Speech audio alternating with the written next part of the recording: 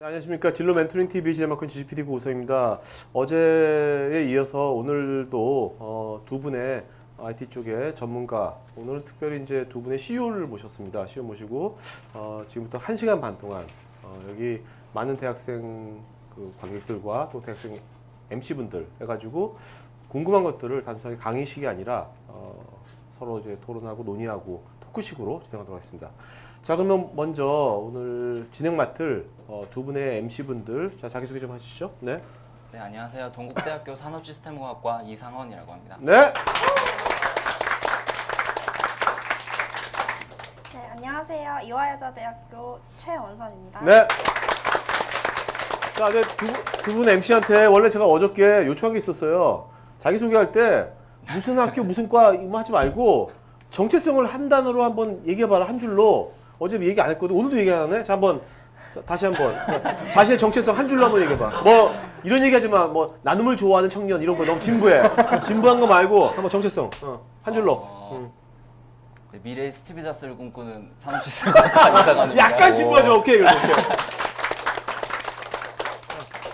학생들에게 꿈과 희망을 심어주는 선생님이 되고픈 과학교육과. 오케이. 얼마 좋아 그러니까. 자, 그러면 오늘 두 분의 게스트 모셨습니다. 먼저 제 왼쪽에 있는 CNT테크의 전하성 대표입니다. 박수 부탁드리겠습니다. 자, 그 다음은 이제 매직 에코의 최재규 대표님. 자, 근데 간단하게요. 전 대표님부터 뭐 CNT테크가 뭐 하는 데인지 모르는 데 많지 않습니까? 네. 일단은 CNT테크 발음도 약간 힘들고 네. 회사 이름 무슨 뜻입니까? CNT테크. CNT테크 근데 저희 회사의 CNT라는 의미 자체가 지금 네. 많이 변해서 이전에는 저희 서비스에 이제 그 컨택 센터가 되게 중요했었을 때 이제 만들어진 네. 그 이니셜인데 지금은 저희 업 자체가 지금 외식 주문 중개 플랫폼이라는 사업을 합니다. 네. 여기 계신 여러분들도 거의 다 우리 회사에 고객이실 거예요. 그래요? 작년에 이제 저희 고객 수를 이렇게 집계해 보니까 네. 3,800만 명, 웬만한 성인인과 지금 다 들어와 있는 실제 데이터베이스인데 저희가 지금 그 우리나라 65개 이제 굴지 뭐 프랜차이즈들 여러분들 잘 아시는 모든 피자 브랜드 또 모든 치킨 브랜드 네. 뭐 이런 브랜드 뭐 피자, 비비큐 다. 이게 되나요? 오늘 KBS 아니에요. 오늘 막 얘기해서 뭐 어때? 그렇죠. 뭐 미스터 피자, 뭐 동엽 피자 헛, 뭐 그거 외에도 뭐 치킨도 비비큐, 네. 치킨 페리카나. 또 그러면요 대표님 네. 오늘 우리 출출한데 지금 좀 전화 와서 안 옵니까 지금? 방송 중에 시켜도 되나요? 아니 괜찮아요. 여러분 어때요? 방송 주시기 괜찮아요? 그럼 저희 콜센터 전화하셔서 제 이름 대시고 좀 갖다 달라고 하면은 네. 한번 갖다. 무료로요? 아니 뭐 제가 결제 있다 하면 되니까.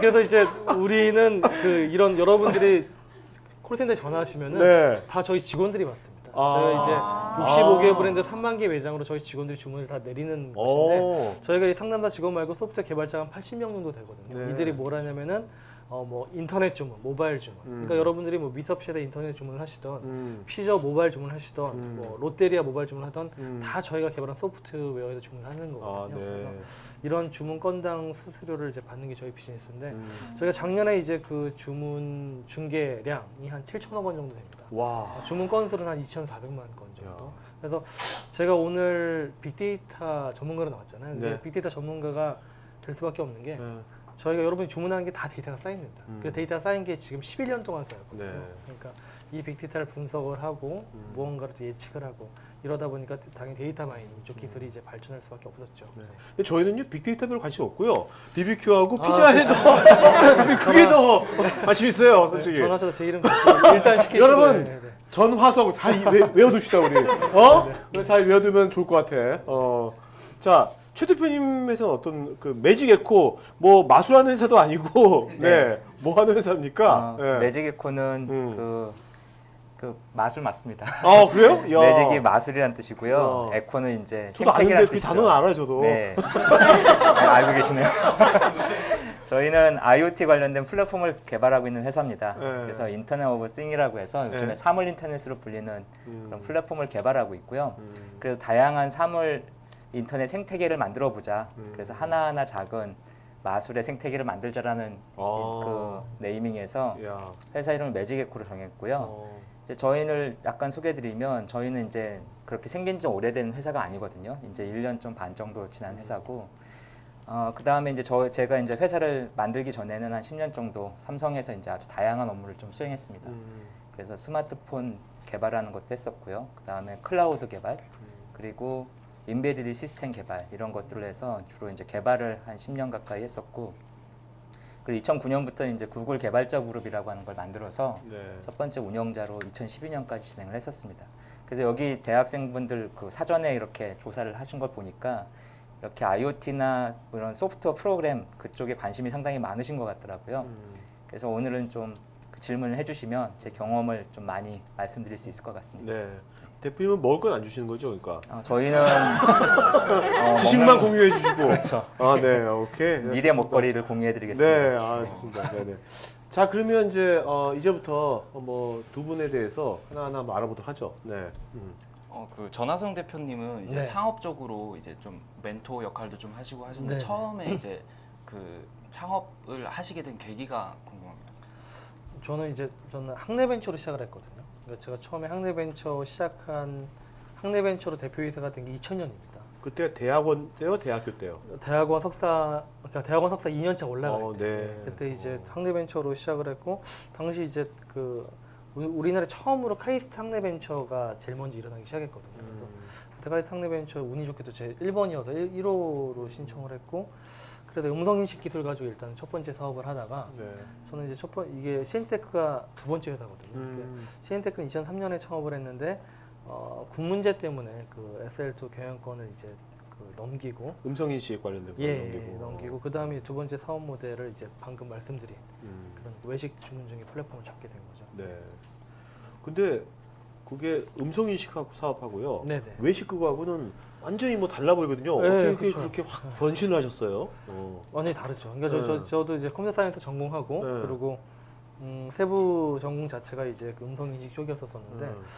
원래 이제 그 경영권 넘어가고 이제 그 군대를 가야 되니까 네. 군대 이제 장교 시험도 보고 준비를 하고 있는 도중에 우연찮게 제가 TV를 보는데 피자 광고가 나오더라고요. 그러니까 보통 스티브 잡스도 이제 비슷한 얘기를 되게 많이 하는데 되게 이제 그 직관적인 사실 결정이 네. 실제 모티브가 돼서 큰 사업이 되는 경우가 있긴 있습니다. 그러니까 저 같은 경우에도 계속 음성인식만 공부하다가 그냥 가만히 피자 광고 보는데 그때 이제 브랜드 이름 얘기해도 되죠? 네, 브랜드 당시 네. 미터 피자 광고였는데 갑자기 왈츠 음악이 이게 깔리더라고, 피자 광고인데. 그래서 저 뭐야? 그랬더니 이제 왈츠 음악이 깔리면서 미스터 피자에는 피자가 없습니다. 네. 고객이 주문하시기 전까지는. 야. 주문하면 바로 만드는 피자, 미스터 피자 스타 피자 그러고 끝나는 거예요. 그래서 뭐 어쩌라고. 그러니까 뭐 가서 먹으라는 얘기야, 뭐 배달하라는 얘기.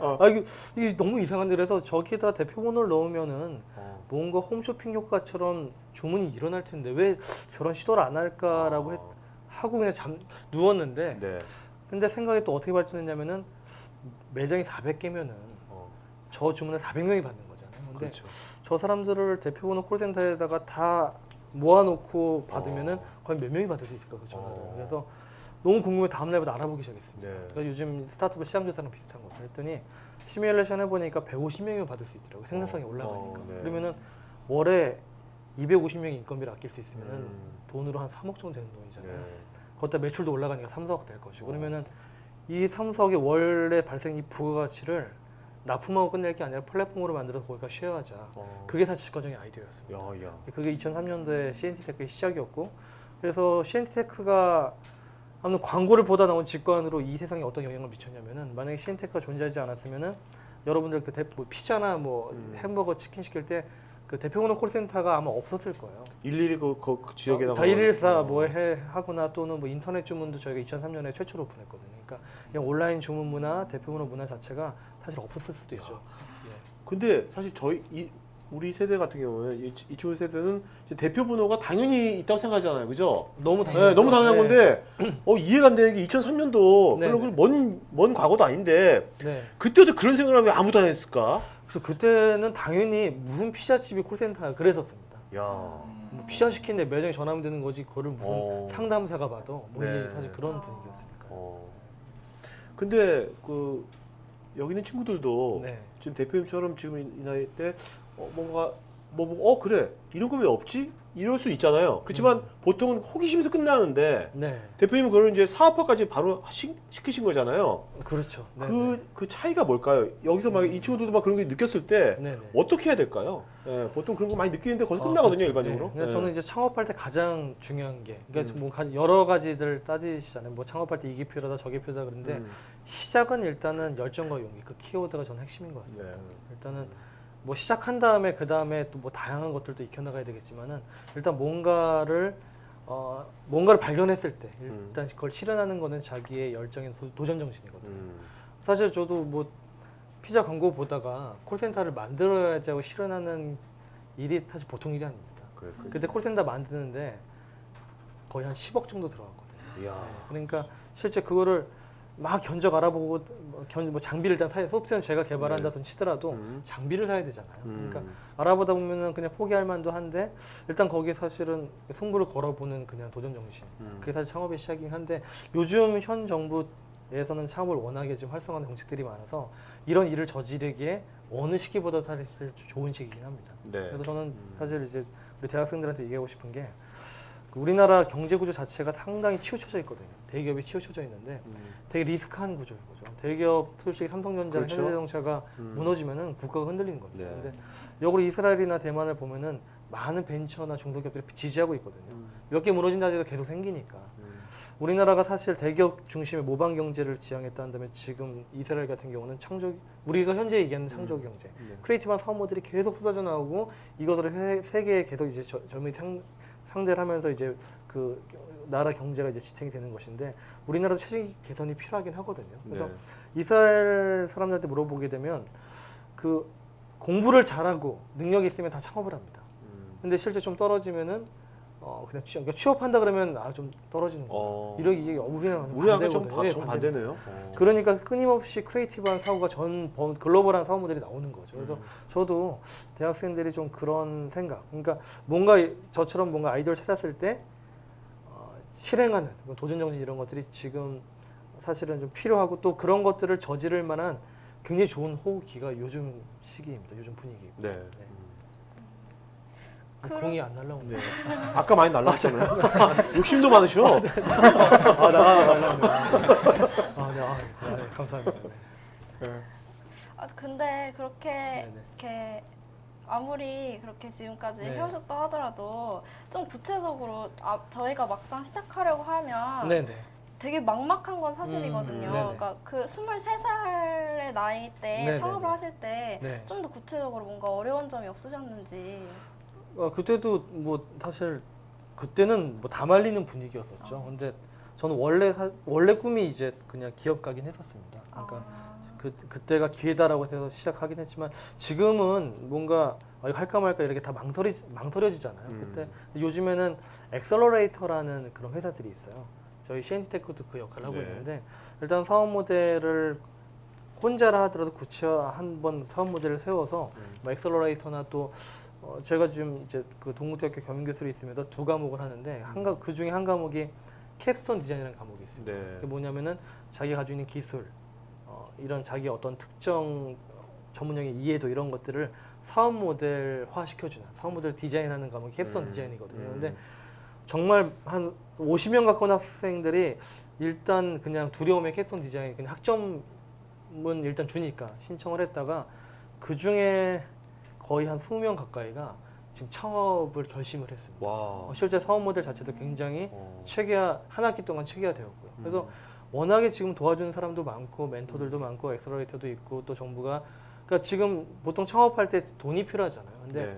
정부 여러 자금 지원제도 이렇게 살펴보다 보면은 1억 정도는 요즘에 사실은 구하기가 되게 쉽습니다. 물론 열심히 사업 모델 이런 것들을 고도화시키긴 해야 되겠지만 웬만한 뭐 창업 선도대학 자금이라든지 뭐 선도벤처 자금 이런 자금들을 잘 신청하게 되면 시드머니 정도는 사실은 마련할 수가 있거든요. 네. 그러면 뭐 사업을 시작할 수 있는 기반이 되는 거죠.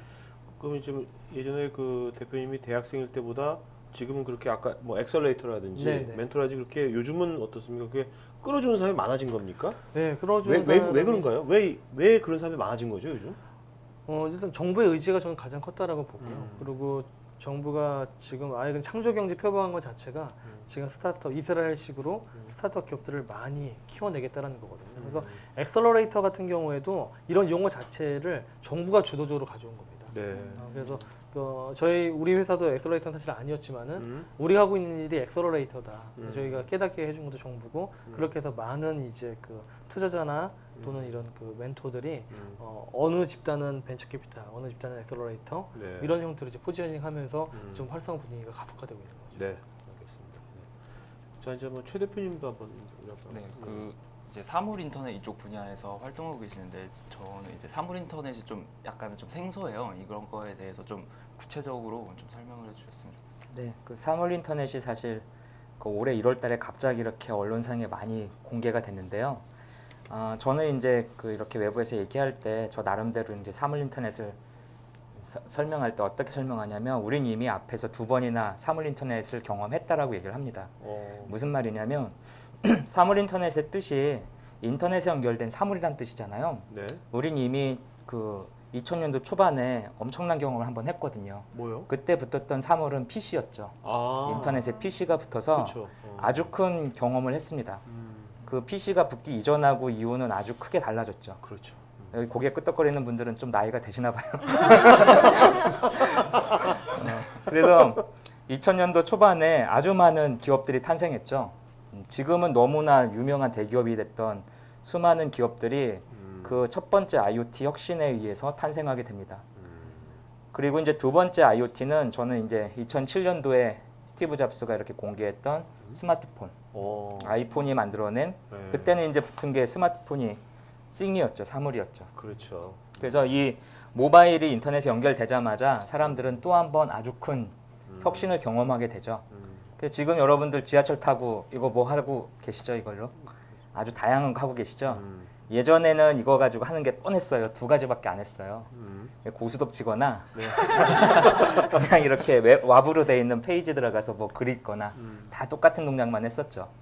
근데 지금 스마트폰 가지고 아주 많은 일을 하죠. 그리고 우리가 스마트폰이 존재하는 이전과 이후는 아주 크게 달라진 것 같습니다. 여러분들 다 동의하시죠? 네. 지금 이제 앞에서 경험한 2번의 사물 인터넷 시대가 있었는데, 그때는 이걸 사물 인터넷이라고 부르지는 않았어요. 근데 이제 지금 왜 이 시점에 와서 굳이 또 사물 인터넷이라는 용어가 탄생하고 왜 1월달 되면서부터 이게 갑자기 핫해졌냐면, 이런 혁신을 주도하는 사람들이 성장의 한계에 다다랐습니다.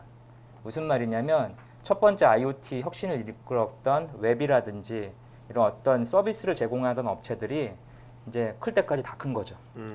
그래서 경쟁 업체를 다 먹어버렸어요. 예전에는 웹포탈 정말 많았거든요. 이메일 시스템 제공하는 업체도 엄청 많았죠. 그렇죠. SNS도 엄청 많았죠. 지금은 보시면 알겠지만 거의 2-3개로 통합됐죠. 전 세계가. 네. 그래서 이미 큰 회사들이 시장을 다 장악한 거죠. 더 이상 크고 싶어도 시장이 없는 거죠. 스마트폰도 한번 보세요. 2008년도에 스마트폰하고 2010년도 되면은 뭐 HTC부터 시작해서 온갖 스마트폰이 존재했는데, 지금은 우리 머릿속에 딱 2회사만 생각나잖아요. 그 특허 가지고 소송 거는 2회사만. 네네. 그리고 뭐 그 2회사가 어. 90% 이상의 순이익을 다 가져가 버리는. 그래서 세상에는 그 삼성과 애플과 그리고 나머지 네. 그 나머지는 존재감이 없어지는 그런 시대가 열리고 있죠. 즉 모바일 시장도 성장이 완전히 포화 상태까지 간 거죠. 이런 상황에서 이런 회사들이 다음 먹거리가 필요해진 거죠. 이제 먹고 살 수 있는 뭔가 필요한 거죠. 한 간단한 예로 하나를 들어보면은, 우리 예전에 2003년도에 2002년도에 그 우리나라 월드컵 할 때 그 길거리에서 가장 많은 전단지 나눠줬던 회사가 어디였냐면 메가패스, 드루넷, 하나로. 네. 인터넷 가입하면 뭐 별거 다 준다고. 우리 너희들 정말 그때 빠르다고. 응원했었니? 너희들? 기억나? 그때 전단지 막 뿌렸잖아요. 월드컵과 함께. 근데 그 회사들 지금 어떻게 된지 아시죠? 그 회사들이 전부 사라졌죠. 전부 사라져서 통신 대기업이 인수됐죠. 네, 그렇죠. 근데 통신 대기업들이 똑같은 일을 하고 있어요, 지금. 올해 들어서 엄청난 걸 했죠. 무제한 데이터 요금제를 출시했잖아요. 그게 뭐하고 똑같냐면 2002년도랑 똑같은 거죠. 네. 그 당시에도 무제한을 출시하면 안 된다고 했는데 서로 경쟁이 치열하다 보니까 출시를 했고 그리고 나서 결론적으로 회사들이 사라졌죠. 네.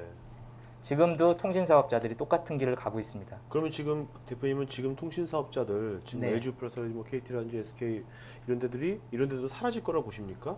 그거는 이제 저는 정확히는 말씀 못 드리겠지만 관점 개인적인 관점이네요. 개인적인 관점은 음. 사라지는 업체도 있을 거고 더욱더 커지는 업체도 존재할 거로 생각이 됩니다. 네. 왜냐하면 기존의 통신 사업자들은 돈을 어떻게 벌었냐면 PC하고 스마트폰이 붙어서 돈을 벌었죠. 사물 두 개가 붙어서. 여기에 사물을 더 많이 붙이는 회사는 더 크게 성장할 거고 여기에 사물을 못 붙이는 회사는 없어지겠죠. 네. 그리고 새로운 회사가 등장할 수도 있고요. 그래서 지금 현재는 왜 이렇게 IoT에 열풍이 버냐면 기존 성장의 한계에 부딪힌 회사들이 새로운 모멘텀이 필요한 거죠. 그래서 1월 달에 구글이 미국의 레스트랩스라는 그 300명짜리 2년차 스타트업을 3조 4천억에 인수하면서 아, 저 구글 저 인간들이 왜 저렇게 엄청나게 돈을 쓰지? 그런데 재미난 거는 구글이 그 바로 전에 모토로라를 헐값에 팔았죠, 중국에. 네. 모토로라를 1.6조에 팔아버리고 그거에 2배 이상 되는 돈을 300명짜리 회사에다 지른 거죠. 그걸 보고 사람들이 아, 이제 시장이 열리나 보다라고 하는 그런 게 한 번 왔었고 그 다음에 또 하나 여기서 돈을 벌고 싶은 플레이어들이 막 여기에 같이 뛰어든 거죠. 대표적인 회사가 시스코 같은 회사들이거든요. 시스코는 IoT가 뭐냐? 우리는 IoE다. 인터넷에 모든 게 다 붙는데 에브리싱이다. 왜 시스코가 그렇게 열광할까요? 2000년도에 인터넷이 처음 깔릴 때 돈을 가장 많이 벌었던 회사가 바로 시스코죠. 그 당시에 돈을 벌었던 이유는 라우터를 엄청나게 팔았습니다. 인터넷을 하기 위한 기반 작업을 하려면 반드시 통신 장비 네트워크 통신 장비가 필요한데 그때 엄청나게 팔았죠. 열심히 팔았는데 안 바꾸네요, 사람들이. 그런데 IoT가 되면 엄청나게 많은 사물이 붙을 거고 여기를 처리하기 위한 엄청난 네트워크 장비가 필요한 거죠. IoT 시대가 빨리 올수록 큰 돈을 벌 수 있겠죠. 자, 근데 그렇게 뭐 이렇게 회사가 우리가 돈 벌겠다고 한 거지만 실제로 그것이 우리 개인들한테 IoT가 뭔가 이득을 줘야지만 회사도 사람들이 막 붙을 거 아닙니까? 우리들한테는 IoT가 어떤 의미가 있는 거죠, 도대체? 그 예를 하나 들어드릴게요. 이거 스마트폰을 한번 예를 들어볼까요? 이 스마트폰 처음에 출시됐을 때 사람들 중에 처음에 열광했던 사람은 극히 적었습니다. 처음에는 대부분 사람들이 필요 없어. 저거 뭐 전화만 되면 되는 거 아니야? 뭐 디자인만 예쁘면 되는 거 아니야? 통화만 오래 하면 되는 거 아니야? 라고 대부분 거부했는데 이 킥한 사람들이 엄청난 돈을 주고 이 스마트폰을 쓰기 시작했죠. 그러면서 여기서 가치를 찾아낸 거죠. 지금도 전화기잖아요. 하지만 이걸 전화로 쓰는 사람은 많지 않죠, 지금. 네. 전화는 기본이고 이거를 별의별 용도로 다 쓰죠. 근데 여기서 중요한 포인트가 하나 있는데 이런 혁신적인 제품이 등장하면 이전에 아주 많은 회사들이 도태하게 됩니다. 이 스마트폰 가지고 없어진 회사가 얼마나 많은지 혹시 아세요? 몇 가지 예를 들어볼까요? 지금 전자사전 사세요, 여러분들? 왜 안 사죠? 그 전자사전 만들던 회사는 어떻게 됐을까요? 휴대용 게임기 만들던 회사는 어떻게 됐죠? PMP도 안 되네, 진짜. 그렇죠. PMP. 회사들이 다 없어진 거죠. MP3 사세요, 여러분들? MP3 만들던 회사 어떻게 됐어요? 그런 전자기기 회사들뿐만 아니라 타격받은 회사들이 엄청 많습니다. 한 3, 4년 전만 해도 지하철에 아침에 딱 가면은 출근 시간에 지하철 앞에 가면 온갖 무가지 신문 엄청나게 많았죠. 그래서 우리 지하철 타면 선반에 올려놓지 마세요라고 써붙이고 그죠? 다 이렇게 신문 보고. 근데 지금 신문 보시는 분 계세요? 이 스마트폰이 없앤 게 단순히 전자기기 경쟁 업체를 없앤 게 아니라 아주 다양한 업종을 없애버린 거죠. 지금 현재 가장 위태로운 업종 중에 하나가 내비게이션 같은 것들이죠. 내비게이션 같은 경우에 예전에 엄청나게 혁신적인 장비였지만 지금 스마트폰은 내비게이션이 엄청 똑똑해졌죠. 실시간 교통 정보를 바로바로 반영하는 그 가장 정확한 정보를 제공해 주잖아요. 뭐 이거를 이전에는 뭐 T팩이라든지 뭐 여러 가지 방식이 있었지만 그거에 비하면 이게 훨씬 더 정교해진 거죠. 그리고 스마트폰 쓰면 공짜로 제공해 주니까 굳이 필요가 없는 거죠. 내비게이션 업체가 불과 한때 최고의 핫한 아이템이었는데 그냥 없어지는 거죠. 이런 혁신적인 제품이 등장하면 이거를 자연스럽게 사람들이 받아들이는 데까지 시간이 필요합니다. 근데 중요한 건 이게 어느 순간 자연스럽게 받아들여지는 순간 사람들의 생활 패턴이 많이 변하고요. 그 이전에 존재했던 다양한 대체제 제품들이 사라지는 거죠. 그래서 지금 이렇게 IoT 혁신에 대한 이야기를 많이 하고 있는데 이게 언제 열릴지는 잘 모르겠습니다. 하지만 근미래에 이제 곧 시작이 될 걸 예상이 돼요. 왜냐하면 아주 큰 회사들이 여기다 아주 큰 관심을 갖고 있고요. 우리나라 정부뿐만 아니라 전 세계 대부분의 선진국 정부들이 아주 큰 관심을 갖고 있죠. 왜냐하면 새로운 일자리를 만들어낼 수 있으니까. PD님, 네네. 저도 IoT 얘기 좀 해주세요. 네네네. 그 이제 저도 이런 그 IT를 전공을 하고 또 IT 업에서 이렇게 하다 보니까 대표님 관점도 물론 이제 네. 대기업들이 주도하고 새로운 네. 먹거리 관점에서 IoT 시장이 열리는 네. 것도 맞는데 PD님이 이제 방금 해주신 질문이 우리가 어디서 IoT를 경험할 수 있냐 사실 그 질문이었잖아요. 그렇죠. 되게 궁금하잖아요. 네네. 그 여러분 그 제주도 놀러 가면은 우리 보통 이제 뭐 한라산도 가고 올레길도 가고 하는데 반드시 갔다 와야 될 때가 한 군데인데 그 스마트 그리드 단지라고 있습니다. 스마트 그리드 단지 가게 되면 실제 IoT 세상을 좀 미리 경험할 수 있거든요. 이전에 그 쉽게 이해할 수 있는 게 옛날에 그 KT 광고 중에 올IP 세상 KT 기억나시죠? 올IP 세상. 그게 이제 그 IoT 개념이거든요. 냉장고에도 IP가 있다라는 건 통신을 할 수 있다라는 겁니다. 그러니까 냉장고에도 IP 주소를 할애하고 세탁기에도 IP 주소를 할애하고 전자밥솥에도 IP 주소를 할애하고 실제 예를 들어 홈서버 같은 게 이런 그 IP 주소가 할애된 가전제 제품들과 계속 통신을 하는 거거든요. 그러면 그 왜 이 통신을 할까? 사실은 물론 뭐 기업의 먹거리 개념도 있긴 하지만 이게 필요하긴 합니다. 왜냐면은 이 관점은 에너지부터 시작되는 게 맞거든요. 네. 지금 사실은 에너지 자체가 점점 부족해지는 건 맞잖아요. 얼마 전에 원전 네. 사고도 있었고. 근데 전력 자체가 사실은 우리 여름만 되면 다 긴장하잖아요. 특히 우리 회사도 그래요. 우리 회사는 사옥에 저희 IDC가 있어서 정전할까봐 늘 두려움이 떱니다. 네. 그런데 그래서 사실은 그 더울 때 이럴 때 전기가 되게 비싸지죠. 근데 그 스마트 그리드 단지 가보면은 이 중앙 홈 서버가 그 통신을 하고 있는 뭐 저 전자밥솥 또 이런 세탁 이런 걸 다 컨트롤합니다. 그래서 세탁기 옷을 넣어놓으면은 전기가 제일 싸지는 시점 새벽 2시 그때 되면 지가 우웅 돌아가기 시작합니다. 그래서 세탁을 마치고 전기밥솥 조그만데 의외로 전기 많이 먹거든요. 네. 네. 그래서 전기밥솥도 제일 쌀 때 지가 밥 시작을 합니다. 근데 배고프잖아 근데 먹어야 되는데. 아 그러니까 그 해놓은 거를 이제 하루 종일 먹는 거죠. 네네. 그러니까 실제 이 스마트 그리드 이게 곧 사실 올IP 이게 결국은 그 인터넷 오브 띵 IoT랑 다 연관이 되는 개념인데 실제 에너지는 계속 한정돼 있고 그리고 실제 이런 그 에너지 한정된 에너지를 효율적으로 써야 되다 보니까 이 스마트 그리드에 의한 IoT 이런 문화는 당연히 자리를 잡을 겁니다. 네. 그러니까 이유가 있는 사실 변화로 저는 생각을 하는 거예요. 그러니까 뭔가 이게 물건들하고 지금 이제 다 이제 물건들하고 서로 대화를 나눌 수 있다는 거. 물건들을 우리가 컨트롤도 할 수 있다. 그렇죠. 그렇죠? 네네. 물건들이 스스로 지네들이 알아서 잘하고 자동화가 돼가지고. 그러니까 이게 에너지 관점도 있는데 편의성 관점도 있거든요. 네. 냉장고가 이제 IoT 개념이 들어가서 이제 통신하게 되면은 네. 냉장고에 우리 과일 바구니 넣는 데 있죠. 음료수 이렇게 있잖아요. 거기 센서가 다 붙고 실제 과일이 비었어. 그럼 자동적으로 슈퍼에 발주되고 갖다 두고 채워주고 자동 결제되고 이게 사실 IoT로 변할 수 있는 예측할 수 있는 세상이거든요.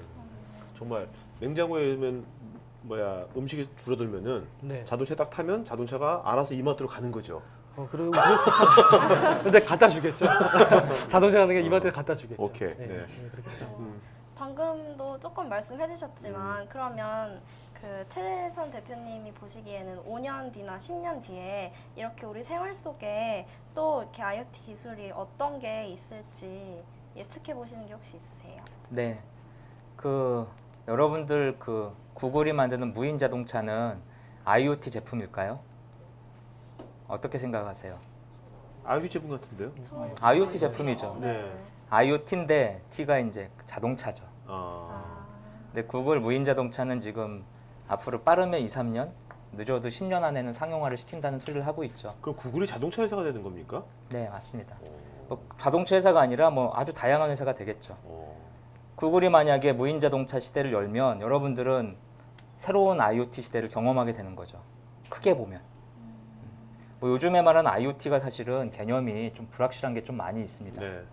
하지만 여기저기서 수많은 IoT를 만들고 있거든요. 아까 대표님이 얘기하셨던 뭐 에너지 쪽 그런 것도 당연히 IoT 접근이 되겠죠. 에너지 절감하는 거. 그 다음에 우리가 기존에 있던 수많은 서비스가 있었거든요. 이런 수많은 서비스를 좀 더 편하게 해주는 것들. 예를 들어서 내가 거리에서 지나가고 있는데 제가 배가 고플 시간이 됐어요. 뭐 예를 들어 혈당을 쳤는데 당이 떨어지는 시간이 됐다. 그럼 곧 지나간다. 근데 식당에 가까운 식당에서 나한테 쿠폰을 알려준다. 뭐 비콘 같은 걸 통해서. 그런 것도 일종의 IoT가 되는 거죠.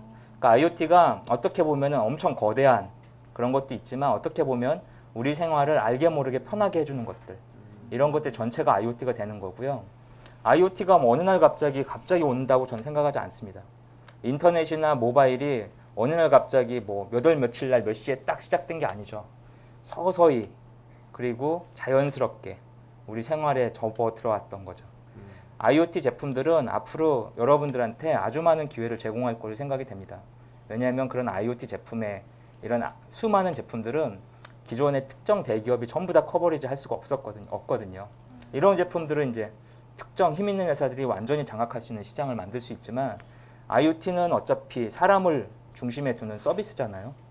그래서 여기에는 엄청나게 다양한 서비스와 제품과 그리고 새로운 일자리가 생길 거로 생각이 됩니다. 자, 최 대표님, 그 여기서 잠깐 이제 일단은 뭔가 좀 더 구체적으로 들어가서 그 거시기보다는 그 최 대표님 하는 회사에서 매코에직에서 그러면 IoT 매직에코입니다.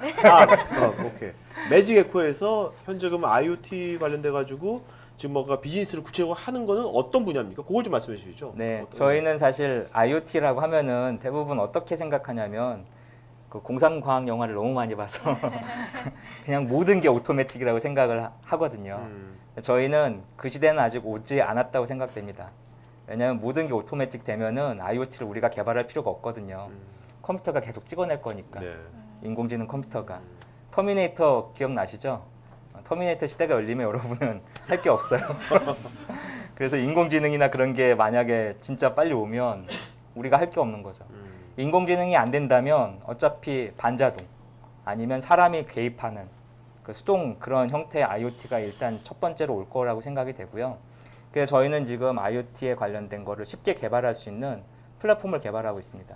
그래서 이런 거를 가지고 응용할 수 있는 뭐 조명 제품이라든지 아까 얘기했던 에너지 절감 제품이라든지 또는 뭐 장난감 또는 우리 주위에서 흔히 볼 수 있는 뭐 일상 전자용품들 이런 것들에 아주 간단한 센싱하고 액추에이터 그리고 새로운 형태의 어떤 기능을 수행할 수 있는 그래서 저희가 생각하는 IoT 제품은 기존에 우리 주위에 있는 제품에다가 인터넷 기술, 모바일 기술 그리고 여기에 빅데이터 같은 새로운 형태의 그 분석 기술을 접목시켜서 기능을 조금씩 부과시키는 거죠. 네. 그러면서 서서히 사람들이 그쪽으로 갈 수 있게 유도하는 그런 제품을 현재 개발하고 있습니다. 그러면 최 대표님 회사는 뭔가 기존의 어떤 그 다른 회사의 어떤 그런 제품에다가 애드온 시키는 거니까 다른 회사 기존 회사들하고 뭔가 협력이라든지 그런 걸 많이 하셔야 되겠네요. 네, 저희는 아주 많은 회사들하고 지금 협력 관계를 갖고 있고요. 네, 협력 관계를 통해서 성공 사례를 만들어서 이게 IoT 제품이다라고 하는 거를 좀 인식시키는 거를 하고자 노력하고 있습니다. 네. 자, 그러면 이제 두 분 공통 질문 좀 드리고 싶은데 이제 이건 기술 얘기가 아니라 두 분 다 사업가잖아요. 사업가면 이제 우리가 사업을 함에 있어서 뭐 여러 위기 상황도 많았을 텐데 지금 살면서 가장 큰 위기는 어떤 거였고 그걸 어떻게 극복했는지 전 대표님부터. 네. 항상 잘 나가진 않았을 거 아니에요. 네. 저도 이제 처음에 그 첫 회사에 대해서 이제 군문제로 경영권을 네. 잃게 되는 순간이 그 아마 여기 혹시 잡스 영화 보셨나요, 피디님? 잡스 영화 봤죠? 네. 여러분 잡스 영화 봤어요? 많이 봤죠? 아 많이 안 봤네요. 그 잡스 영화를 보면은 스티브 잡스가 자기가 고용한 펩시콜라 부사장 출신 때문에 이사해서 해임되는 그렇죠. 장면이잖아요. 근데 그 별로 슬픈 장면은 아니잖아요. 그냥 다 근데 저는 갑자기 딱 보는데 눈물이 주르륵 나오고 그 느낌 아니까. 그 느낌 아니까. 그래서 이제 그때 그 정도로 하면 되게 힘들었고 또 이제 군대를 또 가야 되니까 그때가 상당히 힘들었었는데 뭐 그걸 극복하는 건 역시 그냥 도전정신을 극복을 했습니다. 회사를 만들어 놓고 결국 군대를 갔거든요. 어머니가 회사 맡기고. 그랬고 또 이제 시엔테크 할 때만 하더라도 여러 제가 극복해야 될 위기들이 있었습니다. 그러니까 군인 동안에 막 빚이 8억, 9억 이렇게까지 에? 일어나서 20대 때 빚이 8억 9억? 야. 그렇죠. 20대, 30대 넘어오는 그때 대단하다. 했었는데 군에 있었어요 그때요? 그렇죠. 그러니까 그때 타령하지 말고 계속 군에 있어야지 그때는. 그래서 오늘 또 주제랑 너무 벗어날 것 같아 길게 말씀 못해. 혹시 길게 네. 듣고 싶으시면은 야. 회사 놀러 오시면 네, 돼요. 네. 아무튼 그때도 그거를 이제 극복하기 위한 세 가지 혁신을 되게 도전적으로 했었어요. 그러니까 그때 우리가 적자 봤었던 이렇게 군인 신분으로 주말마다 나와서 좀 회사를 혁신했었었는데 네. 그때 뭐 우리 기술 중에 그때 콜센터가 큰 적자를 봤었습니다. 근데 콜센터 적자를 본 이유가 생산성이 떨어지니까. 그래서 이제 그 생산성이 떨어진 이유 중에 하나가 주문 전화, 주문외 전화. 주문외 전화 그럼 여러분들이 시켰는데 안 오면 항의하잖아요. 그게 다 주문외 전화입니다. 그걸 분리하는 게 있어요. 그 다음에 또 상담 들어올 콜을 예측해서 시간표를 뭐 생성하는 게 있어요. 그러다 성과급을 극대화시키기 위한 또 성과급의 측정 기술 이런 것들을 만들어 놓고 또 제가 솔선수범해가지고 열심히 이제 생산성 끌어올리는 그런 그 프로모션도 했었었는데 그렇게 위기를 또 극복을 했고 또 한참 하다 보면 대기업이 이 시장에 잠깐 들어왔어요. 그래가지고 한 3년간 또 이렇게 시장에서 열심히 또 이렇게 경쟁을 했는데 그래도 저희가 그때 이전에 그 회사 적자를 흑자로 전환하는 때 만든 경쟁력이 역시 대기업과 경쟁할 때도 유효해서 그때 대기업이 이제 시장에 3년 만에 철수를 하고 그러니까 기업을 하다 보면은 위기의 상황은 늘 있습니다. 그리고 제가 뭐 사실 그 위기가 아니다라고 얘기한 직원도 있는데 또 다른 위기가 스마트폰의 등장이었었어요. 지금 우리가 지금 대비한 거는 콜센터나 인터넷 주문, PC 기반의 주문만 대비했었었는데 스마트폰이 너무 뭔가 변할 것 같다라는 그냥 막연한 예측이었었는데 저희가 9년, 10년에 이미 그 미국에서 스마트폰 이런 그 구글이나 어떤 애플의 동향을 보면서 미리 개발자들 SDK들 확보해서 이제 개발을 들어갔었거든요. 그래서 그것도 미리 예측을 해가지고 이제 스마트폰 주문 인프라를 만들어 놓은 것들 이렇게 해서 이제 극복을 했죠. 그래서 기업을 하다 보면은 앞으로도 지금도 뭐 IoT 얘기도 나오고 또 빅데이터 얘기도 하겠지만은 IoT 환경 자체도 뭔가 주문 트렌드에 변화를 줄 수 있는 뭔가 분명히 될 수 있습니다. 아까도 뭐 냉장고에 뭐가 빠지면은 실제 자동으로 주문이 될 거라 뭐 그런 얘기도 하고 실질적으로 사람이 생각하는 것들을 인식, 뇌각 관련된 것도 굉장히 많은 발전이 있거든요. 그래서 시대의 발전에 따라서 문화도 바뀌고 문화 중에 하나가 뭐 주문하는 것도 포함되어 있으니까 거기에 대해서 늘 기업이 깨어 있고 대응해야지만 위기를 극복할 수 있거든요. 그래서 앞으로도 이런 그냥 즐거운 도전은 계속 될 것이라고 생각하고 있습니다. 네. 최 대표님은 지금 1년 반밖에 안 돼서 위기가 없지 않았나? 어떻게 있어요? 뭐 저는 처음이 위기였죠. 그러니까 저는 이제 대기업 다니다가 이제 근데 고민을 삼성을 왜 그만두지? 요새 삼성 들어가려고 다 난리인데 네, 혹시 뭐 삼성을 잘리신 거예요? 아니면 자문이 나오신 거예요? 저는 손 들고 나왔습니다. 그래서 퇴직금을 그거 실업급여를 못 받았죠. 손 들고 나와서. 이제 저는 이제 만든 지가 1년 반밖에 안 됐는데 초기에 한 6개월이 좀 힘들었던 것 같습니다. 왜냐하면 일단은 이제 제가 나오게 된 가장 큰 계기 중에 하나는 전 사실 회사 입사하기 전부터 나올 거를 준비를 했었거든요. 입사하기 전에. 그러니까 제가 이제 그 대학원 다닐 때 이제 집안 좀 일이 있어가지고 대학원을 휴학하고 그 학원계에서 한 1년 정도 이렇게 강사 생활을 했었거든요. 제가 이제 책을 지금 프로그램 관련된 책을 한 15권 정도 집필했는데 그게 이제 그때 학원 강사하면서 쓰기 시작했던 그런 게 계기가 됐습니다.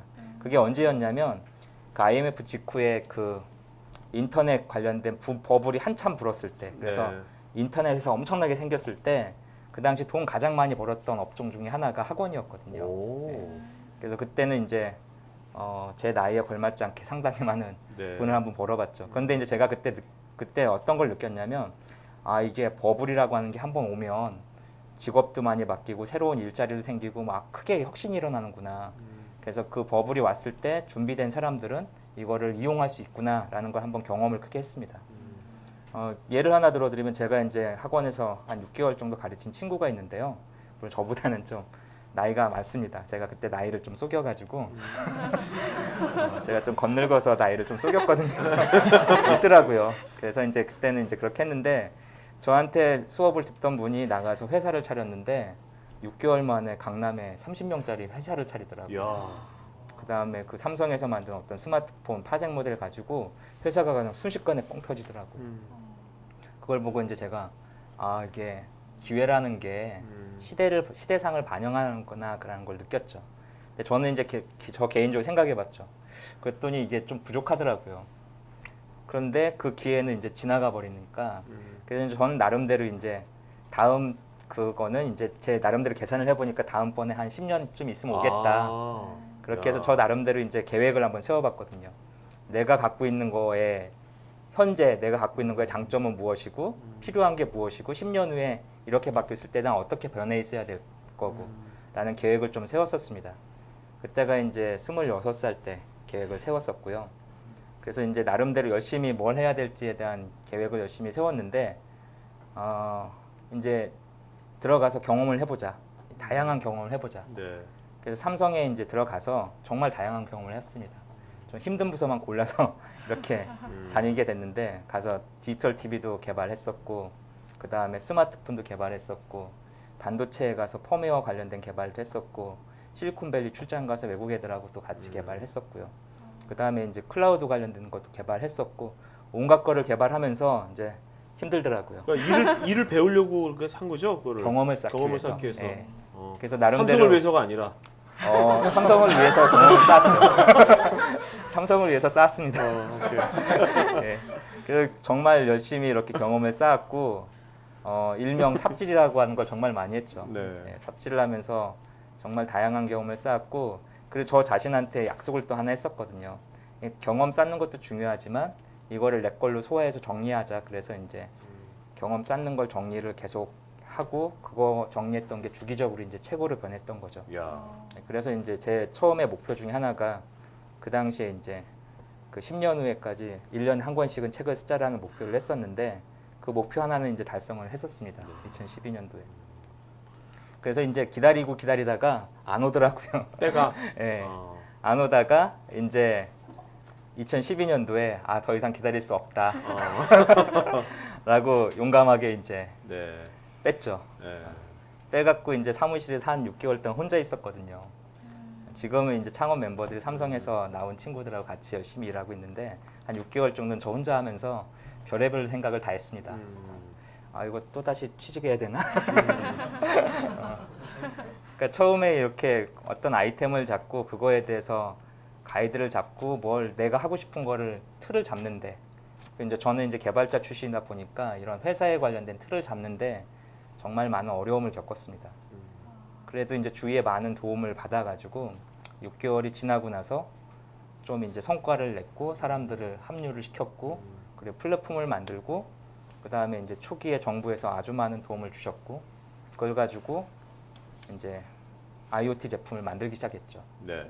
그러다가 올해 1월달에 갑자기 구글 때문에 뻥 터져가지고 지금은 이제 그 많은 변화가 있었습니다. 그래서 이제 이 타이밍이 왔다라는 걸 결정해서 나와가지고 실제 어떤 모습으로 갈지에 대한 그 설정하는 기간이 아마 제 인생에서 가장 힘들었던 경험이었던 것 같습니다. 근데 되게 두 분이 이제 스타일이 다른 것 같지 않아요? 그죠? 더 스타일이 다른 것 같아요. 최 대표님은 상당히 주도 면밀하게 그리고 지금 전 대표님은 일단 직관적으로 뭔가를 탁 이제 하는 스타일인 것 같고, 네, 다른 스타일인 것 같아요. 네. 자, 또 한번 알아보도록 할까요? 네. 그 전하성 대표님은 이렇게 이제 대표도 하고 계시고 하신데 영화 감독이라고 또 써주셨더라고요. 이게 어떤 내용인지. 영화 배우예요, 영화 감독이에요? 감독 연출. 감독? 배우는 아니고. 네. 오케이. 영화는 뭐 사실 되게 부끄러운 얘기인데 사실 취미로 한다라고 하기에는 사실 좀 너무 좀 이렇게 죄송스러운 말씀일 수도 네. 있는데 일단 네. 제 잡은 기업인이고 실제 영화는 기업 활동과 다른 그냥 작게 하는 네. 사실 뭐 그냥 취미에 가까운 활동인데 제가 원래 이제 기업가가 되기 위해서 저는 컴퓨터 사이언스를 선택을 했거든요, 전공을. 그러니까 원래 인문학이나 영어에 관심이 되게 많다가 네. 정말 근데 사업을 하려고 하다 보니까 아무튼 최근 21세기의 스타 기업가들은 다 IT잖아요. 그렇죠. 뭐 스티브 잡스, 빌 게이츠 다 마찬가지여서 그래서 일단은 그쪽을 공부해야 되겠다 그래서 전산학을 했고 전산학 공부하는 것 자체가 되게 힘들었습니다, 저는. 뭐 수학을 되게 싫어했는데 갔더니 전산학이 프로그래밍 언어 그래서 무슨 언어 어쩌고 저쩌고 완전히 수학이어서 허벅지 꼬집으면서 석사까지 이제 공부를 했는데 늘 이제 영화를 해야 되겠다는 열망이 있어서 영화를 이제 독학을 하고 그리고 이미 단편 같은 경우에는 20대 초반에 하나 만들었었거든요. 이야. 그래서 틈틈이 그냥 그 캠코더 사서 이게 가끔 단편 만들고 하다가 회사가 저희가 이제 그때 아까 말씀 대기업과의 경쟁에서 대기업이 철수하고 그리고 그 시점이 저희 사옥을 다 지었을 때였었어요. 그러니까 그러면서 제가 저 스스로한테 일주일만 휴가 주자. 그래서 일주일 딱 쉴 때 내가 가장 의미 있는 일을 뭘 해볼까, 뭘 하면서 쉴까 하고 고민을 한 달 하다가 영화를 장편을 하나 찍자, 장편. 이야. 그래서 그때부터 틈틈이 시나리오 쭉 써가지고 그 일주일 동안 촬영을 했습니다. 촬영을 네. 하고 그 일주일에 그 마지막 며칠을 밤새 편집해서 그때 장편을 처음 만든 영화 이름이 29살. 그게 개봉했거든요. 오. 네, 개봉해서 여러분들 그 저기 뭐 IPTV 있잖아요. 뭐 올레 TV, 아니 BTV. 극장에서도 개봉했어요? 네, 극장에서 개봉하고 아. 국가판권 다 넘어와서 오. 뭐 웬만한 IPT, 뭐 BTV 플러스 TV뿐만 아니라 뭐 네이버 다음 다 올라와 있는데 중요한 건 이제 이게 개봉작이라 보려면 돈을 내야 되거든요. 근데 돈을 내고 본 사람들이 막 참을 수가 없으니까 막 악성 댓글을 심지어 어떤 악성 댓글 보니까 열심히 그 기업 활동만 하세요. 뭐 이런 댓글.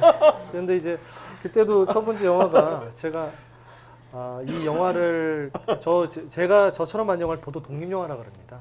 배급사 없이 어떤 정말 자유로운 소재로 자기가 그냥 이제 만든 영화를 독립영화라고 하는데 그러니까 좀 약간 사회 약자들을 위한 이슈를 늘 다루거든요. 네. 왜냐면 상업영화가 못 다루는 재미없는 이슈. 그래서 첫 번째 이슈가 청년 실업이었어요. 그때도 첫 번째 영화도 사실 다 기부했고요. 네. 관련된 쪽에. 그리고 두 번째 영화도 겨울 냄새라고 하는 다큐멘터리였는데 배고픈 동계 스포츠인의 어떤 비애 이런 것들 다큐를 찍었는데 야. 그것도 역시 동계 스포츠인들에 다 기부하고. 어. 그리고 세 번째는 사랑을 말하다. 그 이제 다문화 가정 영화였는데 그것은 이제 좀 의미 있게 이제 북한에 있는 어린이 분유값으로 다 기부하고. 그러니까 근데 그렇게 얘기하더라도 평점은 다 1입니다. 네. 그런 좋은 의도 얘기해도 평점 1 해놓고 또 안 좋은 얘기 써놓고 그렇게. 평점 10점 만점에 1점이라고요? 그렇죠. 10점 만점에? 야. 근데 야, 1점 쉽지 않은데 네이버에서 평점 1점인 영화 근데 평균 평점은 한 6점 얼마 되는데 어. 왜냐면은 가끔 10점 주는 사람이 있어도 딱 클릭해 보면은 다 아는 사람. 완전 야. 평균적으로 평점 이제, 1점이면 네, 그 네. 댓글 좀 살벌하겠다 댓글 진짜. 네, 3점만 돼도 댓글 네. 살벌한데. 그래서 이제 영화를 근데 이제 그래도 영화라는 게 이 사회 이면을 만든 만큼 개봉을 해야지 알려지거든요. 그 네. 사람들 얘기가. 네, 그래서 그렇죠. 그냥 그 평점 1점 또 이런 악성 댓글을 누가 남길 때마다 의미를 늘 설명을 합니다. 네. 그래서 처음에 관둘까도 하다가 근데 제가 봐도 좀 죄송한 게 이게 좀 취미 활동을 하다 보니까 보통 평균 제작일이 한 3일에서 5일이에요. 네. 그러니까 토토토 찍어서 만들고. 야, 네, 금방 그러니까- 만든다 영화. 그러니까 왜냐면은 이것도 제가 기업을 하니까 생산성 끌어올리기 되게 네. 익숙하잖아요. 그러니까 쓸 때 찍을 걸 생각하고 써요. 그러니까 이건 이렇게 찍을 거니까 대강 뭐 그림으로 막 그려놓고. 그러니까 이 시나리오도 이런 데다가 찍을 때도 편집할 걸 생각하니까 보통 이렇게 대화하는 걸 찍으면 이렇게 찍고 이렇게 찍고 이렇게 찍고 네. 편집하고 있는데 어차피 편집할 거니까 네. 이렇게 찍고 컷 이렇게 찍고 컷 이런 식으로 찍고 심지어 어떤 일이 있었냐면은 이제 배우가 막 대사가 좀 씹힌 거예요. 그래서 네. 다시 해야지 하고 있는데 오케이 시간 없으니까 그러니까 그런 식으로 영화를 막 대강 만드니까 그래서 사실은 이제 보면은 좀 되게 저서도 아찔할 때가 많죠. 심지어 시사회 하는데 한참 영화가 막 되게 다이내믹한 장면이고 중요한 장면인데 여기 선이 하나에 걸려 있는 거예요. 네. 이게 뭐야 그랬더니 마이크 선이 이게 걸려서 5분이 나오고 그래서 되게 부끄러운 작품들인데 그래도 그냥 앞으로도 계속 해나가려고 그럽니다. 네. 그리고 이제 영화를 찍고 나면 스티브 잡스도 원래 아이폰이나 아이패드 만들기 이전에 그 전에 그러니까 작품이라고보다는 그가 만들었던 그것이 뭐 니모를 찾아서 그렇죠. 토이스토리. 토이스토리 이런 그렇죠. 애니메이션에 몰입한 다음에 네. 세상을 바꿀 만한 혁신 네. 제품이 나왔듯이 저도 이렇게 한 3일에서 5일 정도 이게 좀 몰입하고 회사를 보면은 좀 또 다른 직관이 가끔 나오더라고요. 네. 그래서 그냥 1년에 한 편 정도 꾸준히 해나가려고 하고 있습니다. 이번에 부산 국제영화제도 뭐 나갔나요? 네, 그래도 이번에 한민족 그리고 조선족이라는 작품을 그거는 이제 완전 대기록입니다. 네. 그때 이거는 이제 어느 단체랑 약속을 했거든요. 이 작품을 만들어주기로. 근데 너무 시간이 없고 요즘에 또 벤처 액셀러레이터까지 하다 보니까 시간이 너무 없어가지고 영화를 평일날 화요일 날 그 업무 끝나고 7시부터 찍어서 9시까지 촬영을 종료하고 10시까지 편집해서 영화를 끝냈습니다. 그러니까 이게 3시간 만에 이제 장편 하나 뚝딱 만들었거든요. 그래서 이해가 안 이거는 간다. 이해가 안 간다. 제가 만들어 놓고도 오늘 이제 촬영하잖아요. 이걸 촬영한 다음에 그냥 이렇게 편집해서 끝내는 그런 기법인데 그러니까 이제 그걸 영화라고 할 수 있습니까? 그러니까 이런 영화를 보통 독립 영화 또는 예술 영화를 하죠. 야. 근데 이제 그거를 한번 근데 뭐 통과한 게 아니라 부산 독립 국제영화제 한번 이제 제출을 했는데 제출한 이제 거구나. 결과를 이제 기다리고 있습니다. 아, 일단 이제 그치. 떨어져요. 제출한 거지. 통과한 건 아니구나. 통과가 되면은 이제 오케이, 좀 오케이. 이게 알겠습니다. 큰일이죠. 네. 자, 그러면 지금 좀 말씀을 들어보니까 네. 나에게 쉬는 시간을 일주일을 주자. 그 일주일 동안에도 굉장히 쉼없이 뭔가를 하시고 달리시는 것 네네, 같은데 네. 이렇게 끊임없이 달리시는 네. 그런 동기가 있을까요? 저희 같은 경우는 좀 일주일 쉬자 이러면 네. 누워서 쉬고 싶고 그런 거 있는데 그렇죠. 근데 아까 그 얘기를 네. 피디님하고도 이거 시작하기 전에 좀 얘기를 했어요. 아. 피디님도 사실 다른 기업인이신데 이걸 쉬는 거라 생각하세요. 근데 이거 막 조명 막 비추면서 이렇게 앉아 계시는 거 쉬는 게 아니잖아요. 나 오늘 강원도도 갔다 왔어. 지금. 네. 강원도에서 중학생 애들하고 멘토링하고 네. 왔거든요. 지금. 근데 저도 그냥 그 영화를 찍는 그 순간은 물론 체력적으로 힘들긴 하죠. 근데 뭔가 다른데 몰입의 기쁨을 해본 사람은 압니다. 보통 혹시 이제 전사랑 정한 사람들 프로그램 짜보면은 프로그램 짜리 확 몰입할 때가 있거든요. 근데 완전 몰입해서 유지보수성이 아닌 신규 개발 프로젝트를 많이 완전 몰입해서 한 몇 시간 짜고 나면은 일한 것 같지 않거든요. 되게 기분 되게 좋습니다. 몰입의 즐거움. 에너지를 받죠, 오히려. 네, 영화도 그런 게 있거든요. 여러분들 전 종교가 없는데 여기 혹시 종교를 제대로 믿는 사람 있어요? 교회 제대로 나간 사람, 뭐 절이든지 있죠. 저는 그런 사람 이해가 안 됐어요. 왜냐면 주말에 쉬어야지 왜 교회를 나가고 토요일 날 봉사도 나가고 수요 뭐 새벽 예배 나가고 나는 이해가 안 갔어요. 근데 정말 저도 이런 걸 하면서 이해가 되는 게 에너지를 받는 거죠. 그러니까 평소에 내가 일하고 공부할 때 훨씬 집중을 더 많이 하는 거예요. 여러분들도 친구들 보면 그 도서관에 오래 앉아 있는다고 학점이 좋나요? 아니잖아요. 그 집중하는 거잖아요. 그러니까 이제 그런 면에서 이제 저는 이제 좀 공감이 가요. 지금 전 대표님 이런 것이. 네. 자, 최 대표님도 한번 좀.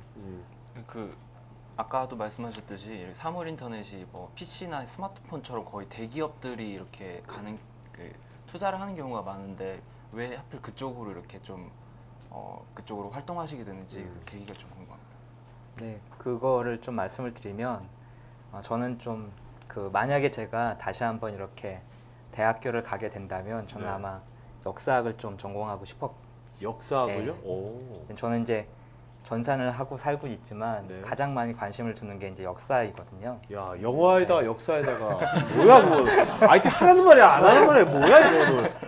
그래서 이제 저는 역사책을 많이 읽는데 그래서 이제 웬만한 역사는 많이 알고 있어요. 다큐도 많이 보고. 저는 이제 우리가 사는 삶이라고 하는 거를 우리가 이제 인생을 뭐 60까지 60, 100살 이렇게 몇십 년 단위로 끊는 게 아니라 좀 크게 보면 100년 단위, 1000년 단위로 보면 이게 패턴이 크게 반복되더라고요. 네. 큰 패턴이 반복되고 아까 방금 전에 말한 이런 뭐 웹이나 스마트폰 대기업이 장악했는데 IoT 또 대기업이 장악할 거 아니냐라는 이런 얘기 하시잖아요. 근데 이제 재미난 거를 이제 하나 말씀을 드리면 IT 쪽은 10년마다 크게 이제 주도하는 세력들이 조금씩 바뀝니다. 그래서 예를 들어서 80년대 크게 돈을 벌었던 썬마이크로 시스템 같은 회사가 있었죠. 지금 어떻게 됐죠? 인수당했죠. 회사가 없어졌죠. 네, 네. 네. 그다음에 예전에 잘 나가던 HP 같은 회사들 지금 구조조정 엄청나게 하고 있죠. 그렇죠. 구글 같은 회사는 언제 등장한지 아세요? 구글은 뭐 지금 우리 엄청나게 오래된 회사처럼 생각하지만 실제로는 90년대 후반에 등장한 회사죠. 페이스북 쓰고 계시죠? 언제 등장했죠? 2004년도에 등장했으니까 올해가 딱 10년 되는 해입니다. 그래서 지금 세상을 주도하고 있는 회사들을 잘 보면 이게 웹이라고 하는 거 막 시작됐을 때 탄생했던 회사들이 웹 세상을 지배하고 있는 거고요. 모바일도 마찬가지죠. 우리 애플을 뭐 1970년 후반에 탄생한 회사라고 하면 할 말이 없지만 애플은 사실 그 사이에 스티브 잡스가 나갔다 들어왔다 하면서 회사가 새로 만들어진 거죠, 사실은. 스마트폰이 탄생하면서 애플이라는 회사의 정체성을 완전히 정립한 거죠. 그런 식으로 보는 것도 한번 생각해 볼 필요가 있고 노키아라는 회사 아시죠? 어떻게 됐죠? 모토로라라는 회사 아세요? 만약에 여러분이 10년 정도 지금 시간을 땡겨서 지금 2004년도예요. 여러분들한테 모토로라에서 여러분들한테 연봉을 줄 테니까 오라고 하면 여러분 어떻게 하실 거예요?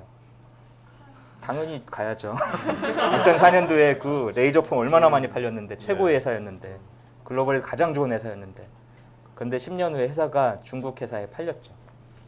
그것도 아주 철저하게 망가져서 팔렸죠. 돌림빵 당했잖아요. 쉽게 말해서. 구글이 한번 사가지고 쪽 네. 단물 빨아먹고 중국에다 토스한 거잖아요. 노키아도 한때 스마트폰 뭐 신비한 폰이라고 하는 거 완전 장악해서 최고의 회사 존경받는 회사가 됐었는데 그러더니 그냥 무너졌죠. 여러분들 혹시 여기 사진 좋아하시는 분 계세요? 사진. 사진 좋아하는 사람들은 아날로그 필름에 대한 향수가 있잖아요. 아 그런가요? 아날로그 필름이 가장 돈 많이 벌었던 게 바로 2000년도입니다. 그때 세상의 아날로그 필름 시장은 세 개 회사가 나눠 갖고 있었는데요. 코닥이라는 회사, 그 다음에 독일의 아그파, 그 다음에 일본의 후지필름이 나눠 갖고 있었죠. 코닥은 세계 최초의 디지털 카메라를 개발한 회사였죠. 그런데 이 2000년도에 정점을 찍고서 2001년으로 넘어가면서 이 필름 시장이 1년에 20-30%씩 줄어들기 시작합니다. 2005년도에 100년 이상의 역사를 가진 아그파가 파산합니다. 2005년도에. 2012년도에 역시 100년 이상의 전통을 가진 코닥도 파산하죠. 후지필름은 2005년도에 아그파 파산할 때 필름 공장을 폐쇄해버리죠. 폐쇄하고 엄청난 구조조정을 단행하고 45개의 회사를 M&A 합니다. 그러면서 오늘날 후지필름은 화장품 만드는 회사, 전자기기에 들어가는 필름 만드는 회사, 의료기 코팅 장비 만드는 회사가 돼서 예전보다 엄청나게 큰 회사가 됐죠. 그러니까 제가 이렇게 말씀을 드리는 이유가 뭐냐면 아까 말씀하신 것처럼 이런 혁신이 벌어질 때 이런 혁신을 주도하는 새로운 혁신이 올 때는 기존의 강자들이 물론 시장을 장악할 확률이 높긴 하지만 새로운 회사가 계속 등장한다는 거죠. 그리고 거기에 적응하지 못하는 기존의 강자들은 자연스럽게 사라지는 거죠. 제가 이렇게 아까 용기를 내서 퇴사를 내서 지금이 나가는 기회인가 이렇게 저울질했던 거는 저는 이제 지금 IoT가 다시 한번 그런 큰 흐름의 하나의 출발점이 아닌가라는 생각을 했었고요. 그래서 이제 나와서 지금 진행을 하고 있는 중입니다. 아마 IoT는 여러분들한테도 엄청난 기회를 제공해 줄 걸로 생각이 됩니다. IoT는 뭐 어떻게 생각하면 정말 다양한 서비스, 다양한 사물이 나오는 시대죠. 전혀 생각하지 않았던. 근데 그 대학생들한테 어떤 기회를 준다는 겁니까? 구체적으로. 딱 하나만 대학생들한테 말씀. 아주 좋은 일자리를 줄 수 있는 뭐요? 거죠. 어떤 거? 어, 어떤 거 구체적으로? 네, 그 구체적으로 좀 말씀을 드릴게요. 만약에 여러분 간단하게 간결하게 말씀. 네, 간결하게. 네. 여러분들이 지금 취업에 고민 많이 있으시죠? 요즘에 왜 취업이 안 될까요?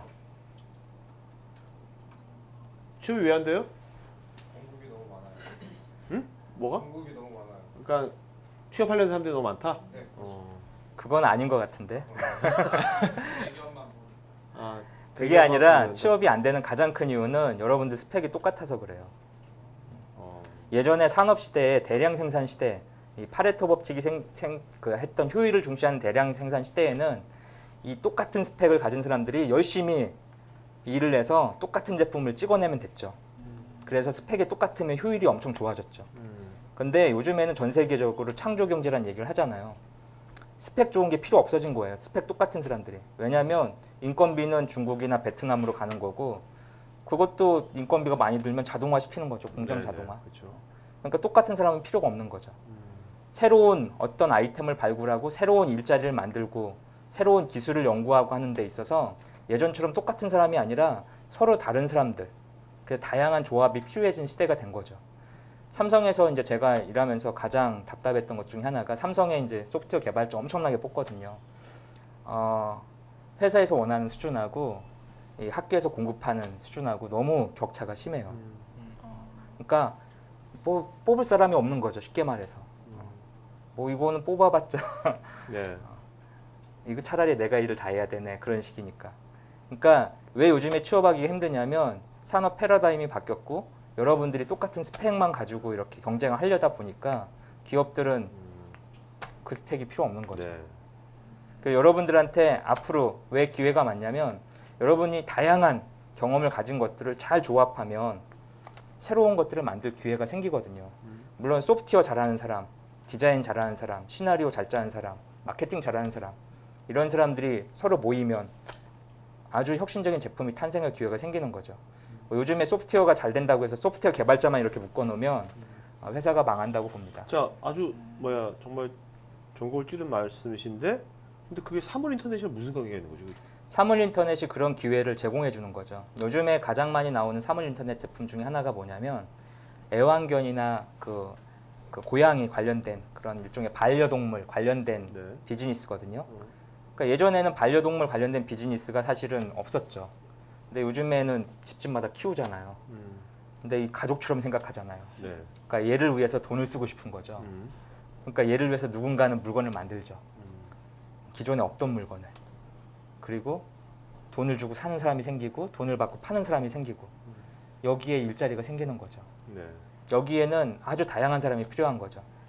그런 반려동물에 대해서 잘 아는 도메인 지식을 잘 아는 친구, 그 다음에 반려동물의 습성에 대해서 디자인을 잘하는 친구, 시장 조사를 잘하는 친구, 소프트웨어를 잘하는 사람, 하드웨어를 잘하는 사람 이런 거를 할 수 있는 기회가 열리는 거죠. 그러면서 아주 다양한 다양성의 시대가 열리고 여기에서 이제 지금 우리가 소위 대기업이라는 회사들이 이 새로운 회사들로 대체될 수 있는 그런 시대가 곧 올 거라고 생각이 됩니다. 여기에서 여러분들이 이제 주도적으로 할 수 있는 기회를 잡으셔야 될 것 같습니다. 근데 반려동물에서 사물 인터넷이 어떤 데 들어가는 겁니까? 제가 이런 거죠, 이해가 안 뭐. 되는데. 이런 우리 집 고양이는 밥을 주는 대로 먹어요. 그래서 살이 너무 많이 쪄요. 네. 그래서 급식량을 자동으로 조절해 줬으면 좋겠어요. 아, 아주 간단하죠. 살 안 찌게 급식량만 조절해 주자. 우리 집 강아지는 항상 집에 혼자 있어요. 우울증 걸리는지 모르겠어요. 그래서 맨날 뭐 사고를 치는 것 같아요. 우리 강아지가 사고를 치려고 하면 나한테 스마트폰을 노티를 알려주는 서비스를 하면 나는 돈을 주고 사겠다. 우리 집 강아지가 나랑 놀고 싶으면 스마트폰 갖고 강아지랑 놀아주는 어떤 제품을 만들면 나는 돈을 주고 사겠다. 그런 니즈가 생긴 거고 실제 그런 제품을 만들어 파는 회사가 등장한 거죠. 네네. 그러니까 실제 부연 설명 드리자면은 네네. 그러니까 직관적으로 길게 설명하셨는데 요약하자면 직관적으로 왜 IoT가 많은 취업 일자리를 만들어낼 거야. 사실 그거를 쉽게 말씀드리자면은 IoT 아까 말씀드리면은 뭐 이런 IP 어드레스하고 이런 컴퓨팅 시스템들이 많이 도입이 되는 거잖아요. 그것만큼 이런 서비스가 고도화가 이루어집니다. 되게 다양한 복잡한 서비스가 이루어지잖아요. 이 복잡한 서비스 사이에 여러 비즈니스 모델들이 튀어나올 수 있는 거예요. 이 비즈니스 모델은 창업과 연결이 되고, 그러니까 복잡해지니까 실질적으로 창업할 거리들이 많아지고 거기서 이제 취업으로 연결되는 그런 방식인데 지금 말씀하신 이런 애완견 같은 경우도 제가 이제 멘토링하는 회사 중에 볼레디라는 회사가 있어요. 네. 실제 그게 뭐냐면은 실제 이 공이 날아가면 강아지가 공 잡고 다시 넣으면 또 나가고 하루 종일 얘가 놀아주는 거예요. 그러니까 얘는 뭐 아무튼 계속 공 던지지 갖다 주는데 그래서 운동을 시키고 좀 이따 사려고 우르륵 나와요. 네. 먹어. 근데 이 모든 강아지가 볼 몇 개 주워서 사료 얼마 먹었어 이게 스마트폰에도 전송이 됩니다. 결국 강아지 관련 이 제품 자체에 실제 통신 기능과 프로세싱 기능 이런 것들이 들어가면서 하나의 비즈니스 모델로 만든 거잖아요. 네네. 그러니까 이 비즈니스 모델 만들면서 실제 일자리 창출이 되고 이게 그런 부분을 설명하신 것 같고요. 네. 그리고 근데 빅데이터 얘기는 언제 하는 거죠? 네, 2차 하려고요. 네네. 자, 이제 IoT 갖고 이제 어떤 사업 기회가 어떻게 생기는지 말씀해 주셨다면 이제는 전 대표님께서 빅데이터가 도대체 우리한테 어떤 의미가 있고 어떤 이제 사업 기회를 주는 건지 네. 이렇게 제가 말씀드린 게 사실 빅데이터 전문가로 나왔는데 네. 이제 빅데이터 거의 끝날 때 다 돼가는데 빅데이터 얘기를 좀 해야 될 것 같아요. 네네네네. 빅데이터만 딱 준비했는데 저도 물어보려고 했어요. 이 IoT하고 빅데이터는 사실 연관성이 되게 많아요. 왜냐면은 실제 여기에 IP가 다 주어지고 프로세서가 주어진다는 거는 이 모든 이벤트들이 저장이 된다는 거거든요. 아까 볼레디만 예를 들어도 공 던지고 밥 먹고 이게 데이터가 하나하나 저장이 돼요. 공 사실 던지는 게 이벤트 저장. 그 다음에 또 밥 먹을 때 저장해서 요 장비도 엄청나게 많은 여러분들 엑셀 쓰면 로가 생기잖아요. 이렇게 막 저장이 되는 겁니다. 실제 전기밥통이 켜지는 거, 뭐 냉장고 반응하는 거, 이 모든 것들이 정보가 점점 많아지게 되는 거죠. 결국 이제 빅데이터 이슈로 넘어갑니다. 빅데이터에 대해서 여러분들 좀 더 쉽게 설명을 돕기 위해서 자, 영화로 좀 설명을 들어볼게요. 영화. 네, 제가 이제 영화 좋아하니까. 네네. 혹시 영화 역으로 질문. 영화 중에 빅데이터랑 관련된 영화 아무거나 생각나는 거 있어요? 머니볼. 누가? 누구예요? 네. 나중에 오시면 제가 피자 쿠폰 하나 드릴게요. 야. 혹시 또. 자, 그럼 내가 영화 두 개만 얘기해 볼게요. 머니볼. 또 들을 수 있는 영화가 마이너리티 리포트. 네. 자, 머니볼 보면은 그 오클랜드란 팀이 실제 뉴욕 양키스랑 똑같이 포스트시즌에 진출하는데 승리 원가를 누가 분석을 해봤어요. 얘 분명히 돈 없는데 계속 진출하는 거예요. 그리고 돈 없어서 진출했는데 그래도 좋은 선수를 구단에서 또 다 팔아먹었어요. 근데 또 진출한 거야. 어떻게 이 예상과 얘네들 어떻게 진출하는 거야? 근데 얘네들 빅데이터를 활용하는 겁니다. 우리나라 KBO도 마찬가지인데 실제 미국에도 그 메이저리그의 데이터들이 다 저장이 돼 있고 네. 그것도 확률적인 관계. 그러니까 확률적으로 분석을 해보니까 선수를 살 때 수비 능력보다 타율을 보고 사는 게 더 이익이야. 이런 것들을 이제 꼽아내기 시작한 거예요. 그러면은 타율 간의 관계, 이 타율 다음에 이 타율이 오는 게 더 유리해. 이런 식으로 조합을 해가지고 확률적으로 정말 높게만 만들어 놓은 거예요. 근데 그러니까 수비는 처음에 개막하자마자 엉망이에요. 맨날 실수하고 막 8연패 하다가 확률적으로 경기가 누적이 되면 될수록 그 승률이 나오는 겁니다. 그래서 또 이렇게 포스트시즌 나가고 실제 빅데이터를 활용한 되게 좋은 사례인 거죠. 그러니까 미래 예측이 가능한 모델이었고 마이너리티 리포트도 마찬가지인데 거기 보면은 그 탐 크루즈가 이렇게 뭐 기억나죠? 뭐 훅 당기고 네, 그렇죠. 네. 이게 뭐 하는 거냐면 이게 빅데이터 큐레이션을 하는 겁니다. 빅데이터를 가지고 이렇게 보통 빅데이터의 가장 중요한 개념 중에 하나가 빅데이터 융합이라는 게 있어요. 실제 내가 가진 데이터와 외부의 큰 데이터를 융합해가지고 실제 확률 모델로 미래를 보통 예측을 하는데 거기 보면은 실제 이게 그 마이너리티 리포트가 완전히 상상 속에 나온 영화가 아니라 산타크루스 시의 어떤 범죄 예방 시스템을 벤치마킹한 겁니다. 실제 이런 나이에 몇 년 전에 범죄를 저지른 애가 뭐 이런 학벌이면은 범죄 저질 확률 몇 프로 이런 데이터베이스를 계속 누적을 해가지고 거기 영화 보면은 얘 죄 저지를 것 같아. 죄도 저지르게 잡아버리잖아요. 그렇죠. 가둬버리고. 그렇죠. 그래서 얘가 큐레이션 하다 보니까 쥐가 살인한다고 나오니까 그거 감추려고 하다 결국 살인하잖아요. 그러니까 이런 부분. 그래서 보통 빅데이터를 가지고 뭔가 이제 미래를 예측하는 개념을 빅데이터 큐레이션이라고 합니다. 빅데이터 큐레이션. 그리고 탐 크루즈처럼 빅데이터를 가지고 뭔가 예측하는 사람 있잖아요. 이런 사람들을 빅데이터 큐레이터라고 하고요. 전산학적으로는 이 빅데이터 큐레이션 과정을 보통 데이터 마이닝이라고 얘기를 합니다. 데이터 마이닝. 그러면 데이터 사이언티스트하고 뭐가 다른 거예요? 그럼 데이터 사이언티스트. 실제 일반 우리나라도 사실은 이제 영역이 비슷하게 그 DB진흥원이 있고 네. 우리나라 이제 한국정보진흥원 여기 빅데이터 센터가 따로 있는데 이 두 개 부서를 비교해 보면 정확히 알 수 있는데 여기는 쌓여 있는 데이터를 가지고 뭔가 활용하는 형태의 그런 과학이나 연구를 하는 것이고 네. 보통 빅데이터 개념이 들어가면은 실제 빅데이터는 왜곡되지 않은 실시간 DB 개념이 들어갑니다. 네. 실제 그리고 데이터 마이닝 개념이 확실히 들어갑니다. 데이터 마이닝이라는 건 확률 모델이 들어간다는 얘기거든요. 그래서 뭔가 예측을 하는 개념. 이게 약간 이렇게 뉘앙스가 다르게 분석과 구분이 예측이 되긴 하죠. 다르군요. 예, 약간 그렇죠. 빅데이터 큐레이션 그러면 보통 이제 그 미래 예측 중에서도 여러 가지 이제 그 분류가 되긴 하는데 예를 들어서 리스크 테이킹도 있죠. 이번에 뭐 세월호 사건도 있었지만은 어떤 그 자료 가지고 리스크를 테이킹하는 거 보면은 뭐 태풍이 부는 것들을 뭐 SNS 상의 어떤 키워드들을 조합해서 뭐 이렇게 분석을 한다든지 뭐 내지는 보통 VOC 고객의 클레임들 있잖아요. 이런 것들을 또 가지고 뭐 리스크를 분석한다든지. 그래서 고객 최적화된 서비스들도 있습니다. 실제 포드에서 보통 우리 자동차 이게 운전할 때 그 전문가들이 옛날에는 시트를 이렇게 하고 팔걸 이렇게 하고 전문가들이 다 해줬었는데 이상 전문가 얘기가 틀린 것 같다는 거예요. 그래서 실제 사람들한테 판매되는 자동차에다 센서를 다 단 겁니다. 그래서 이 사람들이 어떻게 조정을 하고 어떻게 타는지를 다 수집을 한 거예요. 센서를 가지고. 아까 뭐 IoT나 빅데이터나 센싱 기술이 되게 중요합니다. 센싱 기술로 수집된 정보를 사실 또 다시 전송하는 왜냐면 이런 정확한 정보를 통신 수집해야 체계, 되니까. 통신 체계 이런 것들이 사실 IoT나 빅데이터 기술들의 핵심들인데 이런 정보를 쭉 조합해서 확률 보정해 보니까 이 시트 결국 전문가가 얘기한 시트가 아니야. 이게 제일 편안한 시트였다고 나온 자동차가 굉장히 좀 인기를 끌고 있다라고 하거든요. 실제. 그 또 놀라운 얘기를 하나 말씀드리면은 아까 제가 말씀 그 미래 예측 중에 여러 가지 뭐 리스크 테이킹도 있고 최적의 소비 패턴 예측도 있고 다양한데 그 보통 우리가 태풍이 불면은 미국에 또 허리케인 많이 불잖아요. 그러면은 일반 마트들은 셔터 내려야 되잖아요. 셔터 내리고 해야 되는데 월마트 같은 건 늘 빅데이터를 큐레이션, 그러니까 데이터 마이닝을 늘 합니다. 그래서 어떤 상황이 변할 때마다 잘 팔리는 물건에 대한 결과가 계속 나와요. 이거 잘 팔릴 거야, 이거 잘 계속 나오는데 태풍이 분다라는 정보, 그러니까 여러분들 이제 이런 정보를 누가 입력하는 거야 사실 궁금하잖아요. 실제 크롤링이라는 기술이 있습니다. 크롤링이 뭐냐면 실제 그 이런 로봇 같은 게 뭐 포털이나 또는 SNS상에 나오는 키워드들을 계속 수집을 해가지고 걸리는 키워드를 계속 이제 그 빈도에 맞춰서 입력을 하는 걸 크롤링이라고 하거든요.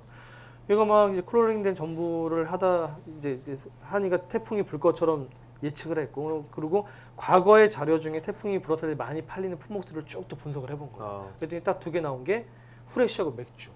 왜냐면은 태풍 오면 정전 날 수 있는 후레쉬, 그다음에 심심하니까 맥주. 불 꺼지면 일단은 맨정신이기 힘들잖아요. 그러니까 그래서 다 샷다 내리는 얘네들은 전면 배치 후레쉬에 맥주. 그래가지고 오히려 매출이 전일 대비 2배가 뛰었다는 거예요. 왜냐면 뭐 사야 되는데 거기밖에 없으니까. 굉장히 사실 엄청난 예측이죠. 그러니까 보통 빅데이터 큐레이션 예측과 전문가 예측을 늘 비교를 합니다. 옛날에 전문가 예측 그러면은 뭐 델파이 기법이라든지 뭐 그다음에 뭐 버추얼 마켓 이런 기법들이 있어요. 근데 이런 기법들과 빅데이터 큐레이션을 서로 비교하는 그런 재밌는 그런 좀 이런 그 매치들이 있는데 최근에 그 현대카드도 마이 메뉴 앱이라는 서비스가 있어요. 그 우리나라에서 이제 카드 회사 중에 빅데이터 큐레이션, 그러니까 데이터 마이닝 쪽에 제일 발전되어 있는 그런 회사 중에 하나 현대카드입니다. 근데 현대카드가 그 어떤 매치를 했느냐, 그 전문가들 다 모아놓고 우리나라 장사 좀 한다, 음식 좀 만들어봤다는 모든 전문가 다 모아놓고 이제 빅데이터 큐레이션 하는 시스템 딱 세팅해놓고 자 그러면은 이 아웃백 스테이크 같은 이런 레스토랑을 만든다고 치자. 고기 써는 레스토랑. 우리나라에서 어느 구가 제일 잘 될 것 같냐. 전문가에 딱 질문을 한 거예요. 그러니까 인간하고 기계하고 싸우는 거네요. 그렇죠. 너 같으면 어디 창업할 것 같아? 어디 성공할 것 같아? 이게 경험적인 거죠. 보통 이런 그 경험적인 알고리즘이 휴리스틱 알고리즘에 따른 분야가 있긴 한데 휴리스틱 알고리즘인데 데이터 마이닝이 사실 이제 이런 경합이었죠. 근데 이 많은 그 전문가들이 사당이지, 어떤 사람은 명동이지, 무슨 소리야, 홍대지, 무슨 소리야, 요즘에 인천 연수가 또 거기야, 다 얘기를 이제 얘기가 나왔던 거죠. 그래서 자 한번 돌려보자. 우리 현대카드 그냥 쓴 거 가지고 한번 돌려보자. 쭉 돌려봐서 딱 나왔더니 어디가 나왔을 것 같으세요? 아웃백? 그러니까 아웃백과 같은 이런 레스토랑. 패밀리 레스토랑 제일 패밀리 잘 맞는데 어딜 것 같아요, 여러분들? 자 이거 마침에 역시 피자 쿠폰 하나 할게요. 강남 또 우리가 아는 지역이에요? 당연히 알죠, 당연히 알죠. 전국구를 좀 생각을 해서 아닙니다. 뭐 일단 다 얘기해 보세요. 다 얘기해 보세요. 아웃백 스테이크 어딜까? 거기 어디다 찾아야지 불패일 것 같아요. 인천? 네. 다 또 없어요? 다 얘기해 보세요. 다. 근데 나오면 맞다 얘기할게요. 도시를 말하면 되는 겁니까? 도시나 힌트 구나 다. 네? 도시나 구나 다. 목동. 노량진. 이러다 끝날 것 같아 제가. 해운대구. 해운대구? 아까 부산 부산이 저 피자 쿠폰 좀 심하고 치킨 쿠폰으로 하죠. 그래서 이제 그 이해가 안 되잖아요. 무슨 회 먹는 데에서 근데 실제 해운대구에서 생긴 모든 뭐 이탈리아 레스토랑 이런 양식집은 불패랍니다. 불패. 야. 왜냐면 먹을 데가 없으니까. 지금도 걷다 차리면 된다고 하거든요. 그러니까 실제 데이터 기반의 이런 분석 기법들 자체가 근데 이게 완전히 기계에서만 나오는 건 아니고요. 이런 것들을 빅데이터 큐레이터라는 사람들이 하는 겁니다. 네. 그러니까 그러면은 여러분들이 이제 창업할 수도 있고 취업할 수도 있잖아요. 그러면은 앞으로 취업 유망 직종 중에 하나가 빅데이터 큐레이터로 들어갑니다. 빅데이터 큐레이터. 그러니까 아까 그 뭐 톰 크루즈처럼 이렇게 이런 건 아니고 실제 빅데이터 큐레이터가 어떻게 될 수 있는지를 제가 좀 설명드리자면은 빅데이터 큐레이터들이 제일 잘하는 부분, 반드시 전산학을 완전히 전산학 전공하지 않아도 되거든요. 그러니까 빅데이터 큐레이터는 제일 최고의 빅데이터 큐레이터가 이제 제일 잘하는 능력이 뭐냐면은 그 도미넌트 팩터라는 게 있어요. 우리말로 주요 결정변수 이런 것들인데 이 도미넌트 팩터 값을 찾아내는 예측하는 이건 사실 인사이트입니다. 인사이트. 가령 실제 우리 회사도 질문 있으시면 그러니까 도미노트가 네. 가장 결정적인 어떤 영향을 미치는 요소를 말씀하시는 그렇죠, 거죠? 그렇죠. 네. 우리 회사도 지금 12년째 늘 궁금한 게 뭐냐면은 야, 내일 전화 몇 통 올 것 같아. 그겁니다. 저희가 월드컵 그리스전 할 때, 이제 곧 월드컵인데 지금 좀 네. 떨고 있거든요. 월드컵 그리스전 할 때 하루 24만 통이 왔습니다. 야. 제가 그 축구 좋아하는데 제 방에서 전화 받았거든요. 어. 근데 그럼 이런 일을 안 생기게 하려면 예측을 잘해야 되잖아요. 몇 통을 거 전화. 그러면은 실제 그 예측을 하기 위한 우리 회사의 어떤 도미넌트 팩터 값을 주요 결정 변수들은 이런 기상 정보가 되게 많습니다. 강우량, 뭐 습도 이런 기상 정보들. 강우량은 뭐 비 오면 배달 많이 시켜 먹잖아요. 그리고 습도가 올라가면 좀 기름진 게 땡기거든요. 네. 그러니까 뭐 실제 피자나 식식이 당연히 올라가겠죠. 그거 외에도 스포츠 이벤트들 당연히 들어가고요. 그래서 우리가 사실 바라보는 도미넌트 팩터 값이 한 거의 60개 가까이 됩니다. 기상 정보만 8가지 패턴. 이런 걸 가지고 실제 그 판매량을 예측을 해서 사람을 배치하고 또 매장 같은 경우 식자재를 발주해 놓고 그게 굉장히 중요하죠. 그러면은 이런 도미넌트 팩터를 정의한 사람들이 빅데이터 큐레이터입니다. 그러면 이제 여기까지만 정해도 사실 되고 그 다음에 확률 모델 전공자들한테 알아서 해라고 해도 되지만 이왕 한 거 자기가 끝내고 싶잖아요. 네. 그러면은 공부해야 될 게 여러분들 뭐 다양한 과목이 있겠지만 전산학에 보면 데이터베이스라는 과목이 있고 그리고 통계학 보면은 확률 통계 쪽 과목들이 몇 개 있어요. 그래서 이걸 하나씩 이수한 다음에 네이버나 뭐 구글 이런 데 검색해 보면 웨카라는 이런 툴이 있습니다. WEKA. 이게 데이터 마이닝 툴인데 실질적으로 어떤 도미넌트 팩터와 확률 모델들 되게 여러 가지 있습니다. 뭐 히든 마코프 모델, 아티피셜 루얼렛 이런 것들 구현하기는 어려운데 갖다가 쓰는 확률 모델 값들이 있거든요. 그러니까 이런 변수들 넣고 모델을 집어넣으면은 예측 결과가 나오는 툴들이 있습니다. 이런 툴들을 사실 쉽게 이용할 수 있거든요. 그래서 한 1년 정도 투자하게 되면은 나름대로 어느 정도 빅데이터 큐레이터가 될 수 있습니다. 근데 이런 기술적인 능력보다 더 중요한 거는 이 도미넌트 팩터를 찾아낼 수 있는 인사이트. 이게 되게 중요하다는 거죠. 근데 이거는 한 번에 나온 게 아니라 지속적으로 학습을 하고 공부를 하고 지속적으로 학습을 하는 거죠. 나 스스로도 한번 미래 예측을 한번 해볼까. 그리고 요즘에는 정부가 공공DB를 좀 공개하고 있습니다. 공개하고 있어요. 우리나라 최근에 이번에도 미래창조과학부 이제 주체로 해서 한국정보화진흥원 니아랑 저희 CNT테크랑 공동 주관으로 빅데이터 창업경진대회가 6월에 열립니다. 여러분 그거 신청하세요. 6월에 열리는데 이 대회가 왜 중요하냐면은 공공DB가 몇 개 공개가 됩니다. 기상청 DB 공개되고 특허청 DB 공개되고 그리고 몇 개 공공DB를 계속 공개하라고 압박을 넣고 있고 앞으로는 아마 건강보험심사평가원 이런 데 아시죠? 이런 데 네. 공공DB 공개가 될 겁니다. 이미 건강보험심사평가원 공공DB 가지고 메디라떼라고 하는 앱이 있어요. 병원들 추천해 주는 앱. 그리고 건강보험심사평가원 DB를 잘 큐레이션 하잖아요. 그러면은 야, 너 지금 이런 식으로 병원 몇 번 갔다 왔지? 너 50대 되면은 너 무슨 병 걸려? 왜냐면 다 쌓여있는 DB잖아. 네. 그러니까 너 이 병원 미리 가서 검진주 받아. 이게 큐레이션.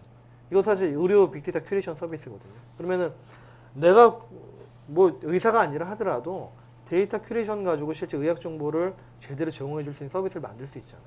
그러니까 이걸로 창업을 할 수도 있고 어느 기관에서 사실을 이 전문성을 취업을 할 수도 있고. 그래서 여러분들 오늘 뭐 IoT도 굉장히 중요한 개념이죠. 근데 IoT 빅데이터 이게 분리되는 개념이 아닙니다. 다 한 개념이거든요. 앞으로 다가올 미래의 키워드들 중에 하나인데 이 빅데이터 적어도 큐레이션이나 또 빅데이터 큐레이터가 되기 위한 이런 공부들 이런 부분들은 좀 많이 권장하고 싶습니다. 근데 그 빅데이터 큐레이터가 되기 위해서 뭐 어떤 성격적으로는 어떤 사람들이 좀 적합할까요? 그런 거에 성격적으로. 성격적으로는 글쎄요, 성격으로 하기. 근데 제가 볼 때 어느 정도 좀 인사이트도 좀 있어야 되고요. 왜냐면은 도미넌트 팩트를 딱 하는 거는 경험적으로 일단 파고 들어갔을 때 확률적으로 이게 의미가 있네. 왜냐면 그런 경우 되게 많습니다. 저희도 그 확률 모델 돌려보면은 야, 이거는 진짜 주요 결정 변수 중에 하나일 거라고 예측을 하고 돌렸는데 아무 연관성이 없는 경우들이 꽤 있어요. 네. 근데 그건 실제 인사이트거든요. 다. 그러니까 그런 인사이트에 대한 능력뿐만 아니라 어느 정도 일단은 사실은 보면 기기를 되게 싫어하는 천성적으로 싫어하시는 분들이 있거든요.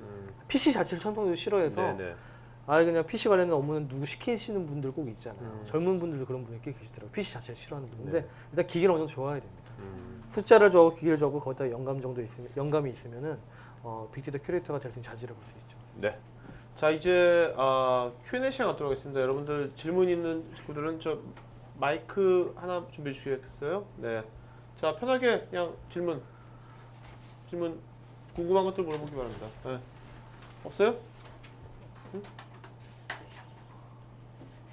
뭐 없나 질문이 하나도? 여기. 네, 말해요. 최재규 대표님께 한번 질문하겠습니다. 그 IoT 산업이 이제 발전하면은 현재 지금 스마트폰도 있고 뭐 스마트 패드도 있으면은 요금제를 뭐 4D 요금제를 두 번씩 내야 되는데 나중에 이제 1인당 IoT 제품을 뭐 10개씩 갖고 있을 경우 요금제가 어떻게 변할 것 같은지. 그거는 뭐 저는 잘 모르겠는데 힌트를 하나 좀 얘기를 드리면 지금 여러분들 지금 쓰고 있는 게 LTE 휴대폰 쓰고 계시죠? 뭐 전송 속도 엄청 빠르다고 그러잖아요. 2020년 되면 5세대 통신망이 한국에서 시작이 됩니다. 5세대 통신망은 아주 간단한 예를 들어 드리면 800메가짜리 데이터를 1초 안에 다운받을 수 있거든요. 그 속도가 엄청나게 빨라지면 뭘 할 수 있냐면 그 속도 대역폭에다가 수많은 IoT를 묶을 수가 있죠. 이 IoT 엄청난 센싱 정보들을. 그래서 앞으로 요금제는 제 생각에는 속도 하나 요금제에 다양한 그 800메가 대역폭을 채울 수 있는 다양한 서비스가 붙는 형태로 계속 진화될 거로 생각이 됩니다. 그러면 통신사 하나에 이제 왜 돈이 없어요? 왜 그래? 아니면 지금도 막 이렇게 한 달에 뭐 한 10만씩 내면은 오케이. 좀 나중에 더 지나면 이제 통신 요금제가 어떻게 될지. 통신 요금제는 지속적으로 이제 지금 내는 것보다 적게 낼 확률은 떨어질 거예요. 왜냐하면 계속해서 새로운 망을 투자하고 새로운 기술을 만들고 여기에 새로운 서비스를 해서 누군가는 수익을 발생시켜야 되기 때문에 그거 수입이 이제 지금 우리가 예를 들어서 아주 간단한 예로 구글 같은 경우에 모든 게 공짜처럼 보이죠. 하지만 여러분들은 뒤에서 엄청난 돈을 지불하거든요. 구글에서 이렇게 검색했을 때 광고라든지 인터넷 광고라든지 지도 서비스에서 뭐 알아보고 호텔 예약할 때 호텔 수수료라든지 그거 엄청난 광고 수입을 뒤에서 얻잖아요. 그래서 앞에서는 다 공짜, 뒤에서는 엄청난 수입. 그런 모델로 앞으로 진화하겠죠. 일단 조삼모사식으로 당장 호주머니에서 돈은 꺼내가지 않지만 전체 총량을 봤을 때는 줄어들지 않는 그런 형태로 갈 것 같습니다. 자 또 질문? 네. 마이크 앞에 전달. 저도 최재규 대표님께 좀 물어보고 싶은 게 있는데요. 그 회사를 그만두시고 나오실 때 혹시 결혼하셨나요? 아직 결혼은 안 했는데 결혼할 사람이 있습니다. 그게 뭐야? 그 전부터 사귀었던 분이에요? 아니면 그 전부터 오래 사귀었어요. 네. 그분이 근데 찬성했어요? 삼성 네. 나오는 것에 대해서? 찬성을 했습니다. 네. 그리고 또 하나 물어보고 싶은 게 이제 유비쿼터스라는 말이 있었잖아요. 그거랑 이제 사물 인터넷으로 바뀐 건가요? 아니면 아예 다른 개념인지 한번 설명해 주실 수 있으신가요? 그냥 크게 보면 같은 거죠. 옛날부터 생각했던 거가 계속 개념이 바뀌었던 거고 이런 식으로 좀 봤으면 좋겠어요. 옛날부터 사람들은 원하는 니즈가 있었거든요. 옛날에 100년 전에도 뭐 멀리 있는 사람하고 통화했으면 좋겠다. 뭐 그런 니즈가 있었겠죠. 근데 그 당시에는 기술이 없었으니까 그 니즈를 만족 못 시켰던 거죠. 지금은 기술이 되니까 이런 스마트폰이 탄생한 거죠. 들고 다니는 스마트폰이. 그래서 어떤 임계치라는 기술의 임계치라는 게 있거든요. 그 기술들이 성숙 단계가 넘어가면 이게 폭발적으로 성장하는 계기가 찾아옵니다. 예를 들어서 비유를 하자면 우리 물 있잖아요. 물이 뭐 70도, 뭐 70도, 80도까지는 그냥 액체죠. 그러다가 어느 날이 아니라 온도가 쭉 올라가서 100도에 근접하면 순식간에 기체로 변해버리잖아요. 그래서 이런 임계치가 이제 작동을 할 것 같고요. 기술 수준에 따라서 이런 네트워크 기술도 좋아졌고 데이터 처리 기술도 좋아졌고 이런 그 SoC 반도체 만드는 기술도 좋아지고 뭐도 좋아지고 도와지다 보니까 이런 게 뻥 터진 거죠. 지금은 여러분은 아마 이전 어떤 세대보다도 아주 좋은 기회에 있으신 것 같습니다. 지금은 사실 기술들이 상당히 많이 성숙돼 있기 때문에 이걸 바탕으로 예전에는 상상력에 머물렀던 것들을 구현할 수 있는 시대가 다가오는 것 같습니다. 자, 또 뒤에 질문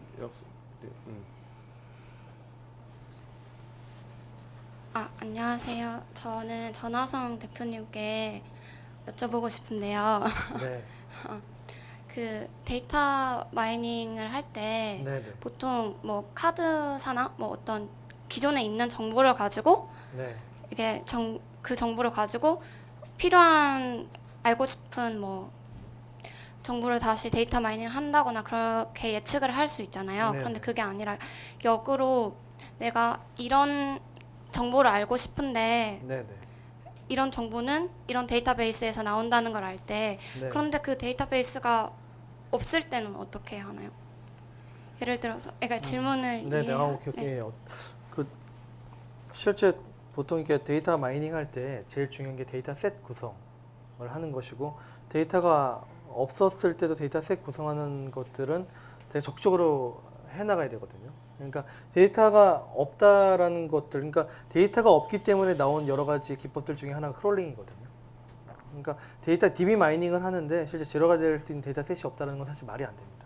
그러니까 모두 확률 모델 자체, 그러니까 저 음성 인식도 확률 모델의 하나예요. 음성 인식도 사람 말을 뭐 받아쓰고 이런 기술 자체가 확률적이고 확률적으로 이게 음소 이게 연결된 것 같아. 왜냐면은 실제 그 확률적으로 음성 연결성을 보는 뭐 바이그램, 트라이그램 이런 개념들이 있거든요. 그러니까 다 재료를 가지고 그런 개념들에 대한 확률치 가지고 조합을 해내는 게 대부분의 데이터 마이닝이거든요. 그래서 데이터 셋이 없으면 안 되고 없으면 무조건 구성을 해내야 되는 게 사실 기본입니다. 자, 또 질문? 네. 앞에 마이크 뭐 하려고 마이크 전달해 주세요. 앞으로. 네. 네, 질문하세요. 네, 안녕하세요. 저는 전하성 대표님께 질문 드리고 싶은데요.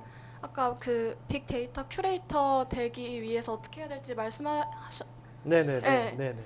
근데 그 확률 통계학 그거 이런 거 공부하면 된다고 하셨잖아요. 네네. 그런 거 공부하다 보면은 네네. 채용 자리가 나면 그런데 지원을 하면 되는 거예요? 아니면은 그냥 아. 계속 공부하다 보면 그게 되는 그 거예요? 일단은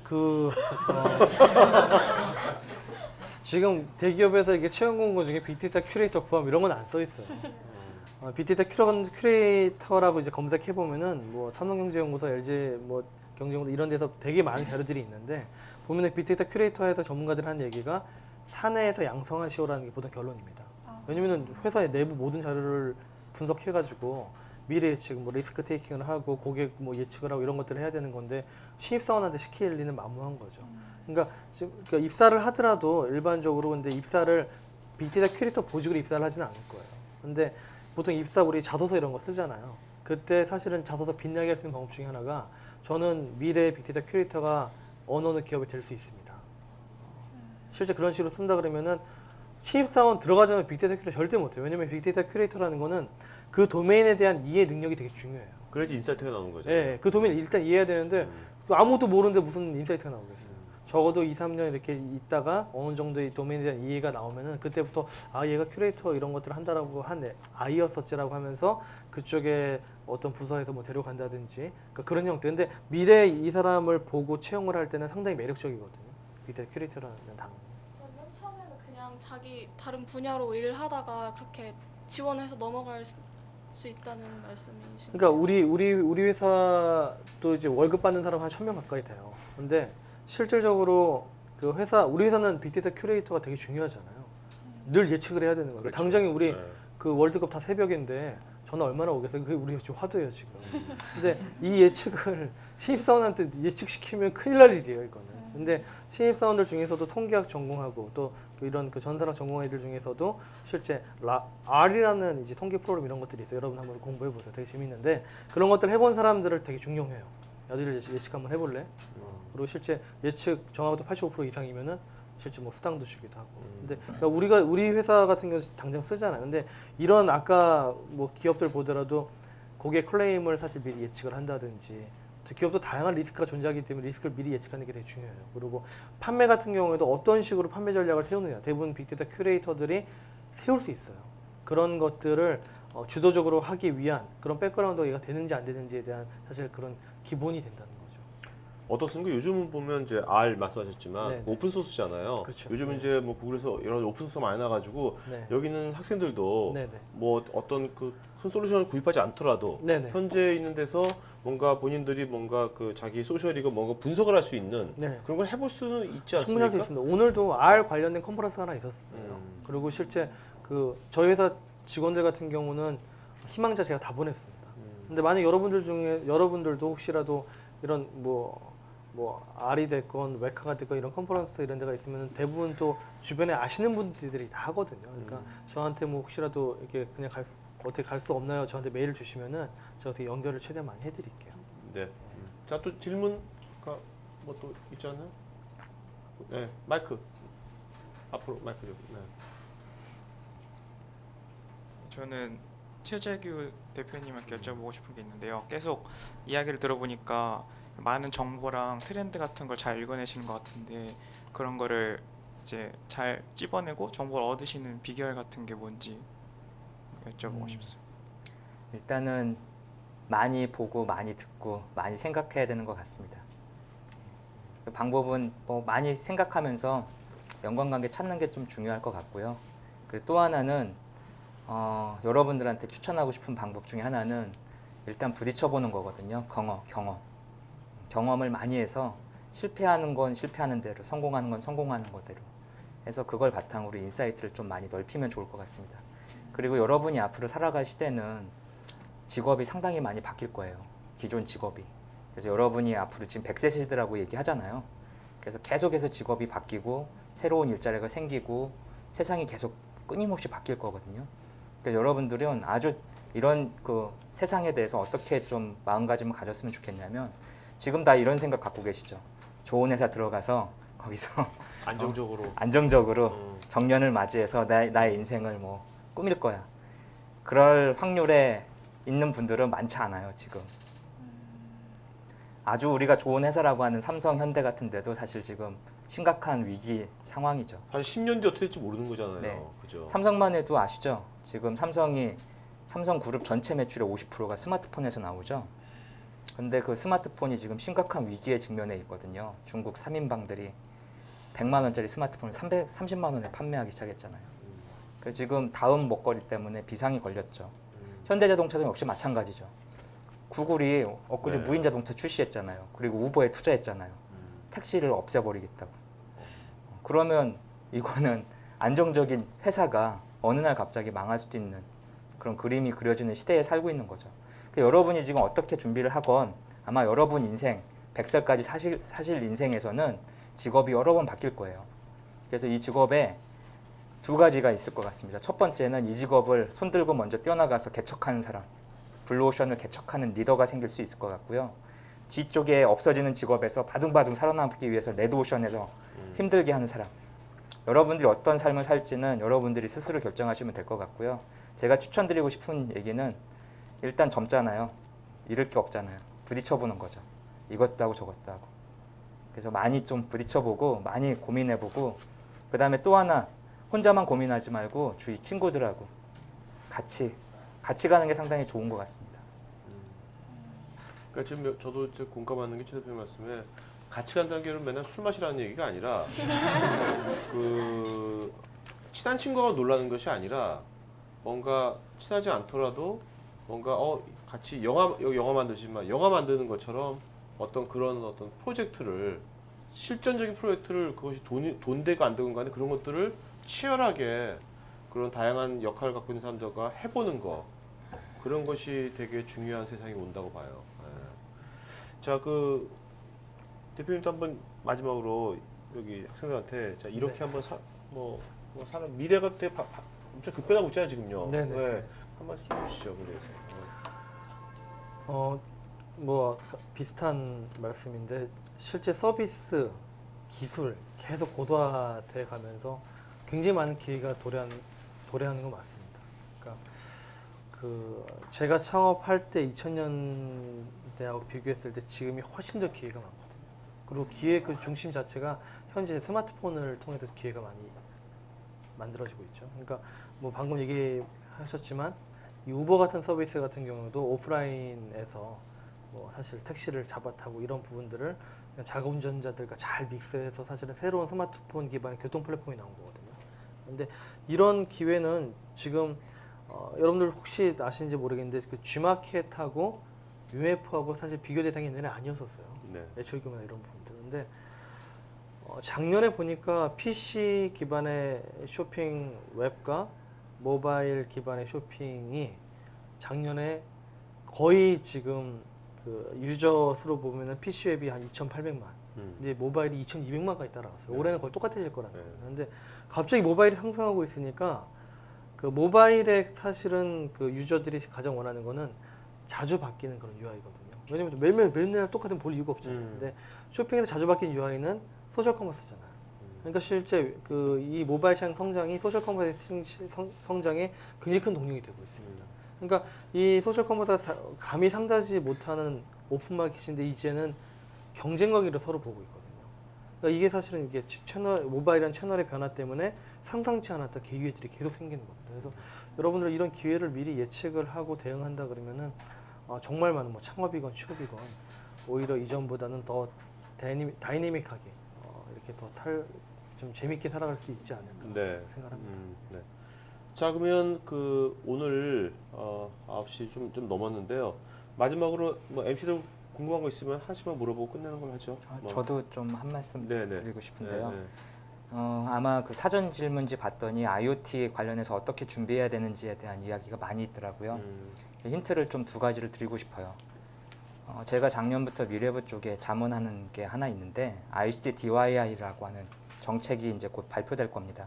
그게 뭐냐면 정부에서 창조 경제를 만들기 위해서 전국의 무한상상실부터 시작해서 다양한 걸 지금 하고 있거든요. 여기에다가 창조 경제 핵심 중에 하나인 이런 그 어떤 문화를 만들기 위해서 한국의 ICT DIY 커뮤니티 지원하는 정책이 이제 곧 발표가 될 거예요. 그래서 여러분들이 아두이노나 그런 오픈소스 하드웨어를 가지고 기존의 웹이나 모바일 갖고 연계시켜서 아주 다양한 걸 만들 수 있는 시대가 열린 거죠. 제가 지난 학기에 카이스트 소프트 대학원에서 이제 IoT 수업을 했었는데 그때 이제 재직자 그 10년차 재직자 과정 그 삼성 LG 다니는 그 재직자 학생들한테 가르쳤는데 이분들한테 가르친 거나 제가 그 최근에 그 만들레라고 하는 커뮤니티가 있거든요. 대학생 커뮤니티. 이 친구들한테 IoT 수업한 거나 사실 레벨이 똑같아요. 근데 이거를 받아들이는 건 동일하더라고요. 이게 뭐냐면 요즘에 이 소위 IoT에 관련된 어떤 이 비즈니스에 들어가는 거에 있어서 기존의 경력이나 또는 스킬이나 이런 거보다는 열정이 상당히 중요하거든요. 특히 여러분들처럼 시간이 많잖아요, 대학생들은. 그죠? 많죠. 네. 많은 이 시간을 창의적인 열정을 쓸 수 있는 기회를 잡으면 좋을 것 같아요. 이 ICT DIY 포럼 같은 경우에 주 지원 정책이 이런 오픈소스 하드웨어나 오픈소스를 이용한 IoT 제품을 창작하는 사람들 이런 모임에다가 돈을 집중해서 투하할 거고 이 투하한 그거를 이제 무한상상실 같은 공간을 활용하게 해주고 요즘에 IoT 혁신센터 만들어졌잖아요. 그 이번 달에 IoT 혁신센터 이런 데를 통해서 창업을 유도하고 여기에서 새로운 아이템을 가진 회사들이 등장하게 하는 이런 모양새를 지금 정부에서 만들고 있고 이런 거가 여러분들한테 좋은 기회가 되도록 활용했으면 좋겠습니다. 그래서 IoT라고 하는 거 이거 준비하는 거 아주 간단하거든요. 주위 사람들을 끌어모으고 열정을 가진 사람을 찾아다니는 거죠. 그래서 세상을 바꾸는 사람들은 꿈꾸는 사람이라고 생각합니다. 여러분이 꿈을 꾸고 그 다음에 이거를 실행에 옮기는 그러면 희망적인 미래가 여러분 앞에 있을 거라고 생각됩니다. 네. 자, 그러면 뭐 질문 있으면 간단하게 하나씩 하고. 저 혹시 전하상 대표님 네. 이 좀 실례될 수도 있는데 혹시 네. 돈은 얼마나 버시나요? 요즘 이렇게 활동하시는 그 기업 기밀이죠. 제 또 개인의 기밀이니까. 근데 아니 저희는 지금 회사는 저희가 이제 만들어내는 그 외식 볼륨 한 7천억 정도 되는데 저희는 수수료 매출이잖아요. 몇백 원 곱하기 주문 건수 네, 그게 네. 한 130억 정도 됩니다. 네. 올해 한 170억 정도까지 상승할 거로 보이긴 하는데 거기에 이제 작년 같은 경우는 이익이 한 23억 정도. 와. 네, 그래서 그냥 그 정도 회사이고 거기서 그냥 월급 받는 거죠. 네. 네. 되게 좋은 회사네요.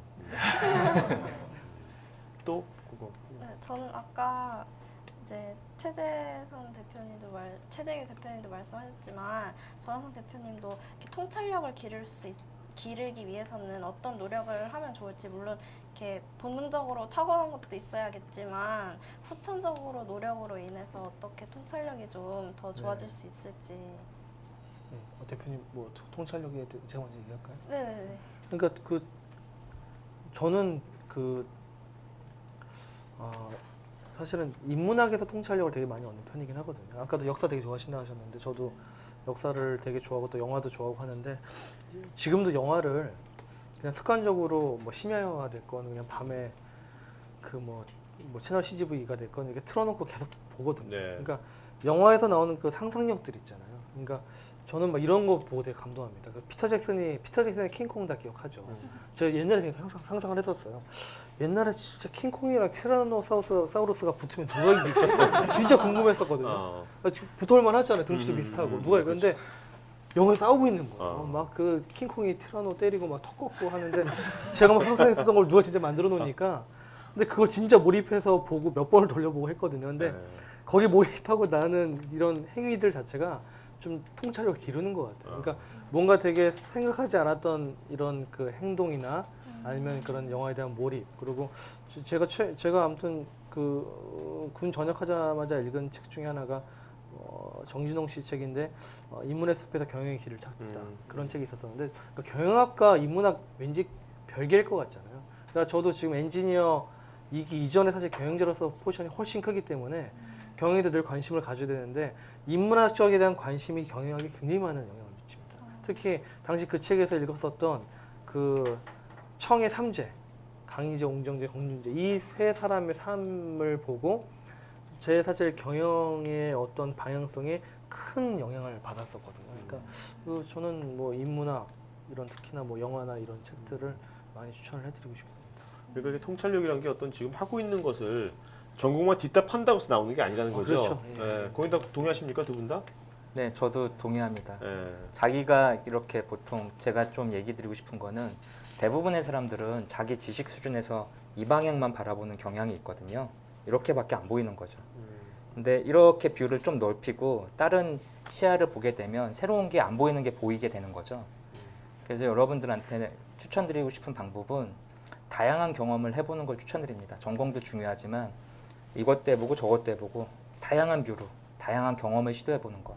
왜냐하면 여러분이 전공은 여러분 당장 앞에 몇 년 안에 여러분을 먹여 살리겠지만 여러분이 보는 다른 뷰의 그 어떤 리소스는 여러분 앞으로 새로운 경험할 직업을 만들어줄 수 있는 기회를 줄 수 평생 있거든요. 100살까지 그죠? 네. 네. 그래서 내가 보는 이 제한된 뷰만 보지 말고 다양한 사람들을 만나고 이야기를 듣고 토의하고 고민하고 그러면서 다양한 뷰를 보고 좀 크게 생각했으면 좋겠습니다. 자, 여러분들 오늘 있잖아요. 물론 이제 IoT, 빅데이터 그런 거 기술적인 것도 중요하지만 이 두 분이 오늘 말씀하신 어떤 그 여러 가지 어떤 그 근본적인 것들에 대한 말씀들이 있었잖아요. 저도 느끼는 게 있었지만 여러분도 아마 있었을 거예요. 마음에 와닿는 거, 머리 말고. 여러분들이 지금 오늘 그 마음에 와닿는 것을 가만히 생각해보고 그것을 한번 여러분들이 생활 속에서 그래서 어떻게 내가 적용할까 그리고 그걸 한번 작게라도 한번 실천해보면 되게 의미가 있지 않을까 생각이 됩니다. 자, 오늘 수고해 주신 두 분의 대학생 MC들한테 박수 부탁드리겠습니다. 여러분들도 MC 다음번에 할 때도 할 때 좀 이렇게 과감하게 한번 지원해봐요. 언제든지 오픈돼 있으니까 누구든지 할 수 있는 거니까 한번 해본 좋은 경험 될 겁니다. 자, 우리 오늘 수고해주신 두 분의 그 게스트분들한테 박수 부탁드리겠습니다. 그럼 이걸로 오늘 진로 멘토링 TV 마치도록 하겠습니다. 네, 수고하셨습니다. 네.